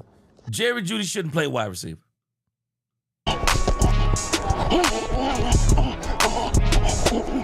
Hands catcher, bro. Hands catcher. Just working on moving him off the line with a big step. Hands in catcher, the back bro. leg and get back on the inside edge. Like a split in. Contested catch. Yeah, no big deal, man. You know, just one hand catch, man. No big deal, man. No big deal, GP. No big deal, man. One hand catch, man. No big deal. Oh, one hand catch again. I'll show you how to do this, son. Boy, man, you gotta appreciate GP. This dude's skill level is insanity. This dude's skill level is insanity, man. And it is so natural. So natural. Effortless. Everything this dude does. Yeah,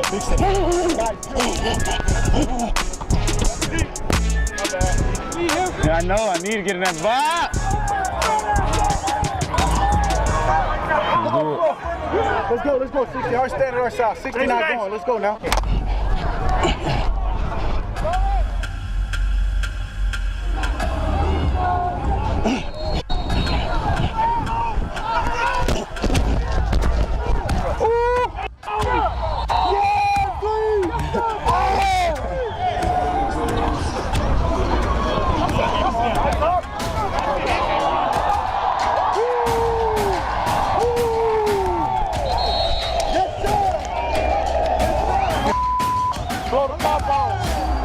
Joe gonna do it.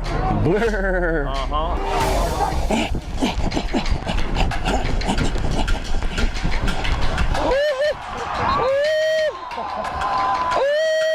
I need that.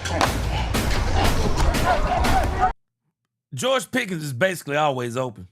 Bottom line.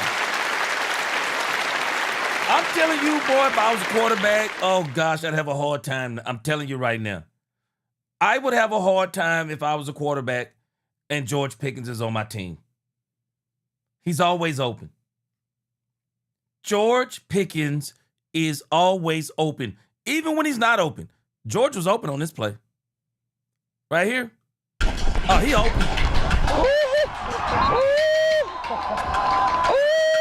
I need that. I took my chance on that middle safety.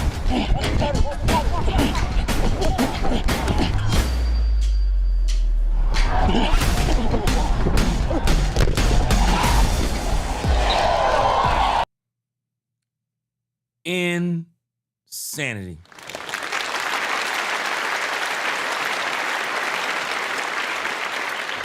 Man, let me read this and then I'm going to come back and play this play again. I want you to see just how incredible this dude is. Frank Lawrence, appreciate that super chat. He says CD and GP need to take Trigg under their wing. Yes, sir. Yes, sir. Hey, we already know Frank Lawrence. Trigg can do that. Hey, Trigg got some serious hands too. Shoot, Trigg Odell Beckham Jr. level hands too. That boy, Michael Trigg, man, some of the catches he made in practice, made in college are literally insanity. What up, MJ, DJ, Legend Game, MJ, the Legend Gaming, what's going on?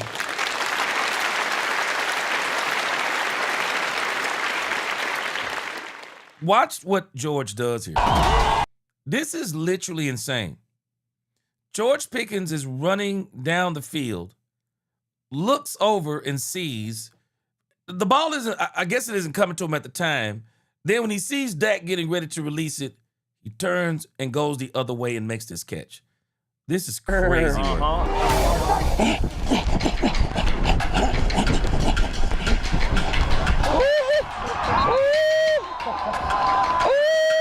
I need that. There are not many wide receivers that can do this part right here. Look, he looked over the right shoulder, sees Dak winding up, and turns and runs the other way, faces the left side, no lack of concentration, and catches this ball. This is mad next level work. Look, looks over the right, turns left. Boy, this is next level. This is next level. Concentration level on 10. I'm telling you, not a lot of people can do stuff like this. They can't, man. They can't do stuff like this. And the thing that's crazy, he does it so effortlessly, man. It's just no effort. No effort, man. This dude roll out of bed and do this stuff. Get him up.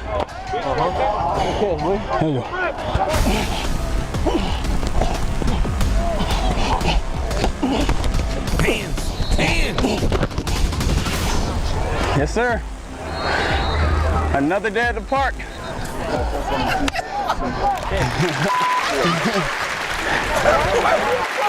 Boy, that boy is next level, boy. That boy is next level, man. That boy is next level. Next level. Hey, y'all got that on video?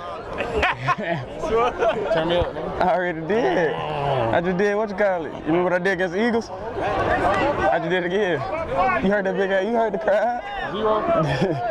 Hey, you didn't even look up for the ball until like the last 5 years. I don't know how you. See what I just said? People don't understand what they're looking at with George Pickens. They don't understand. People don't understand what they're looking at with George Pickens.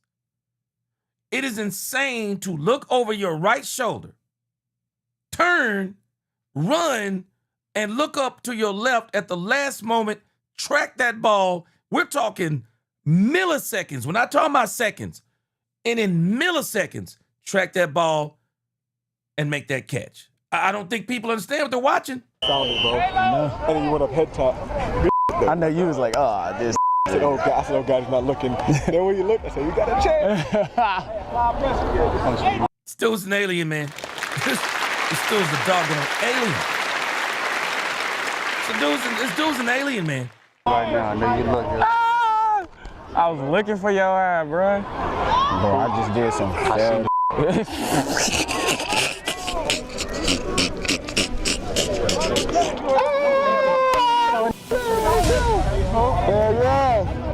Proud of you for sure, bro. You been snapping.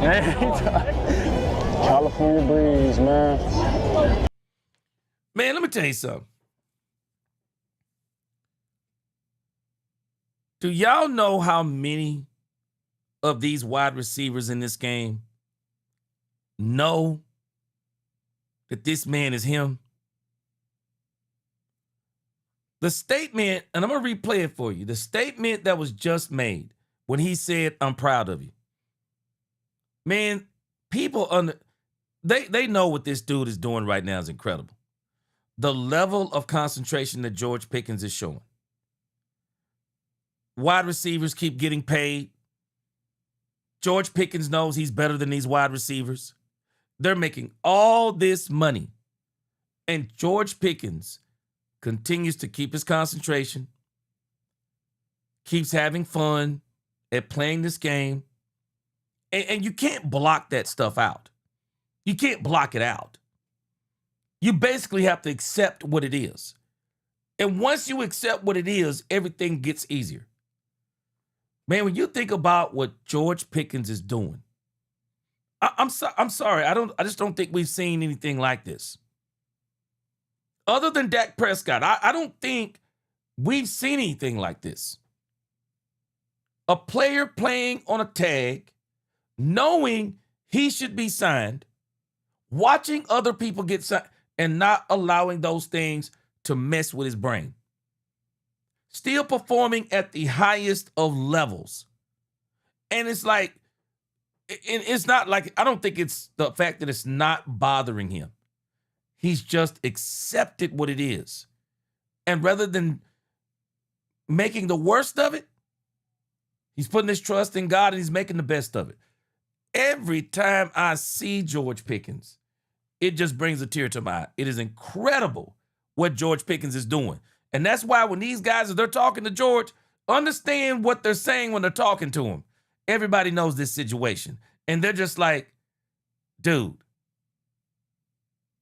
it's incredible. Still incredible, man. It's next level type of stuff, what you're watching from George Pickens. Mind, body, and spirit. It's next level stuff. It's crazy, man. Ah! I was looking for your eye, bro. Bro, I just did some. Even the other team know he messing their team up. Boy, even the other team know he messing their team up, boy. You out there cooking them boys. Cooking them.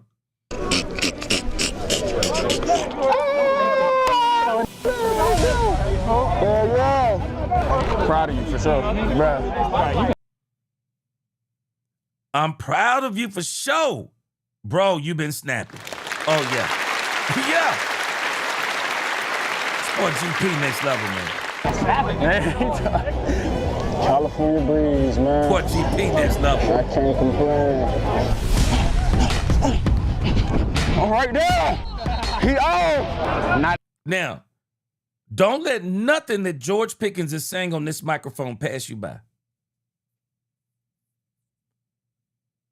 George Pickens just said, California breeze. No need to complain.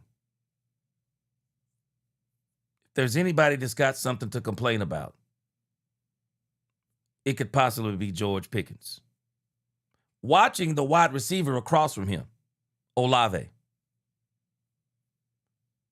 who is making more than George Pickens, just signed a big-time deal, and George Pickens is better than him. And George Pickens, do not let this pass you by. He know he's mic'd up. He says, California breeze. No reason to complain. Meanwhile, some of us are complaining for him. Other people are saying it ain't right. George says, no reason to complain.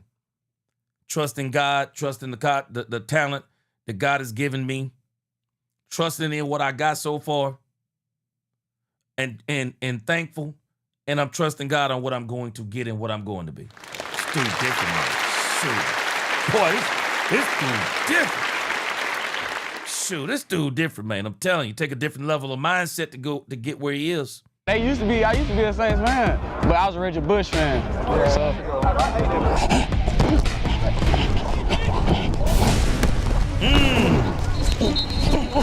I get that again.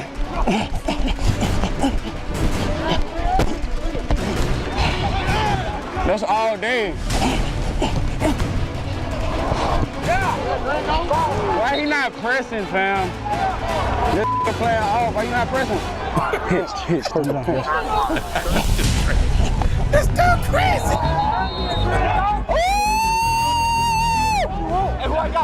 I'm so open game. This way too easy. GP's always open, bro. Boy, this dude is always open, man. Even when he ain't open, GP said, I'm still open, bro. Oh, wait.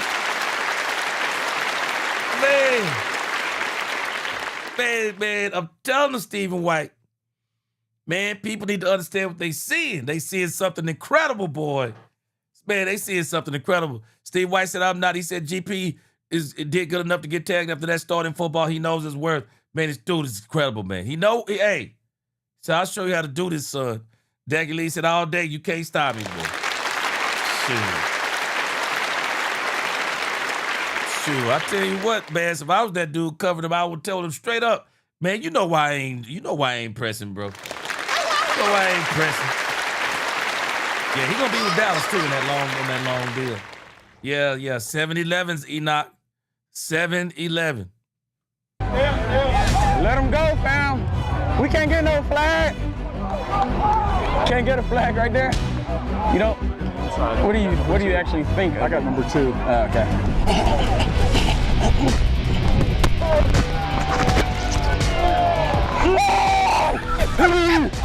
Doesn't matter, pick it up.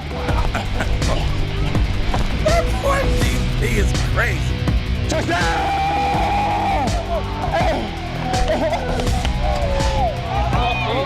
He different. He different. He real different. Hey, this gonna get scary as I'm telling you, this gonna be a movie. This gonna be a movie this year. Daddy, got you guys running. Okay. Not my deal.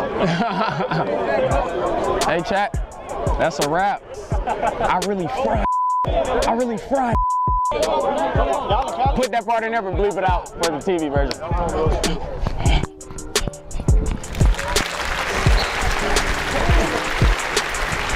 What up, 492? Hey, you can take this, I can take this off?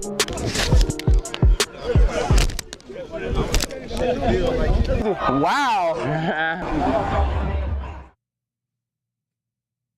George Pickens. What else can you say? What else can you say? Boy, George Pickens is next level, man. That's all I can tell you. Yes, CGW all the time. And sometimes it is how you start. But you're right. It is how you finish. Yeah. Man. Cowboys Nation. I don't believe God cares about football. I can tell you this. He has definitely blessed the Dallas Cowboys to have George Pickens. Cowboys are absolutely blessed to have George Pickens. Cowboys Nation, blessed to have George Pickens. And man, I believe George Pickens, he said it's going to be a movie this year. Yeah, man, George Pickens is about to have one of them years. He about to have one of them years. He had one last year. He's about to have one of them years. And the reason why I say he's going to have one of them years, because this year he's going to be in the playoffs. He's going to be in the playoffs this year. We're not going to see George just during the regular season. George is going to be playing in the postseason. And when we see George in the postseason, beast mode. Absolute beast mode. George Pickens is going to be unstoppable. And teams are going to do everything they can do to stop George Pickens. And that's the reason why I'm also glad that we got CD Lamb. CD Lamb should absolutely eat. Lamb should absolutely eat, because teams are going to be throwing double and triple coverage, and they're going to be dumb enough, and in some instances, they're not going to have a choice. They're going to double team CD. They're going to double team George Pickens. Leave CD Lamb one-on-one. Leave Ryan Flournoy one-on-one. It's going to be, boy, woo. Cowboys going to be cooking. They are going to be cooking teams. You mark my words. They going to be cooking teams. Serving them up for the defense. Serving them up. And then the defense going to chop them up. Oh, man. Booby D, scoreboard gonna be lit. Booby D, we got George Pickens and CD Lamb, bro. We got George Pickens and CD Lamb. Dak Prescott's our quarterback. Man. Ooh. Praying for health. Praying for health and prosperity. Yeah, man. It's on and popping, bro. It's on and popping. 492, he said that's what you get when you get players that has played on championship level. Yeah, bro. Man, Lamb always eat. Boy, he gonna really be eating this year, bro. He really gonna be eating this year. Lamb gonna really be eating. I'm telling y'all, man. Lamb hasn't had the best training camp. I think him and Von Miller might have talked about this other thing. Lamb is on a redemption tour. I'm telling y'all, Lamb hasn't been happy with himself. Lamb has not been happy with being injured. Lamb, while he has been putting up them 1,000-yard seasons, y'all gotta realize something, man. In 2023, CeeDee Lamb had a 1,700-yard season. Now, Lamb ready to get back. Lamb ready to get back to that level of play, man. A fully healthy season, 1,400, 1,500 yards, 10-plus touchdowns, and ready to do it. We will finally be in the playoffs if God is willing. When we get to the playoffs this time, there'll be no shutting down one wide receiver. because you can't shut down both of these wide receivers together. You can't do it. And you can't shut down all three. You can't shut down all three. Man, I'm telling y'all, we got us a squad. We got us a squad, y'all. Yeah. We got us a squad, man. And with the way these third stringers are playing, well, surely the first team gonna be better than that. Surely. Badge 9 playoffs, let's go. Badge 9, I'm so ready. But I gotta enjoy every moment of this. But to see Rain Dakota Prescott in the playoffs with Lamb, Pickens, Flo, maybe Michael Trigg, sprinkling a little Camden Brown. Maybe we can even get Jonathan Mingo make a few catches. Get this offensive tackle situation down. Javonte Williams, Malik Davis, Jaden Blue. And then this defense? Hey, man, we just asking for 13. We asking for 13, man. But if y'all get us in the top 10, Super Bowl, here we come. Tell you. Cowboys Nation, praying for continued health. Because I think if we stay healthy, bro, brothers and sisters, I'm telling y'all, I believe we're going to be hard to stop. We're going to be hard to stop. All right, man, I got to get out of here. I got to go figure out something to eat. Hey, man, y'all hit those notification bells tonight. Put those notification bells to all. We still got player interviews to go. So tonight, if I'm feeling up to it, we're going to be back for Cowboys After Dark, man. I'm telling you, I'm in grind mode now, man. I'm in grind mode. I'm in grind mode. We got to get it for this team, man. We got to get it. We got to get it. We got to get it. All right, man. I appreciate y'all rocking with me today. Best chat on YouTube. Until the next time, DC4L, God bless. Let's talk Cowboys and we talk facts. Peace.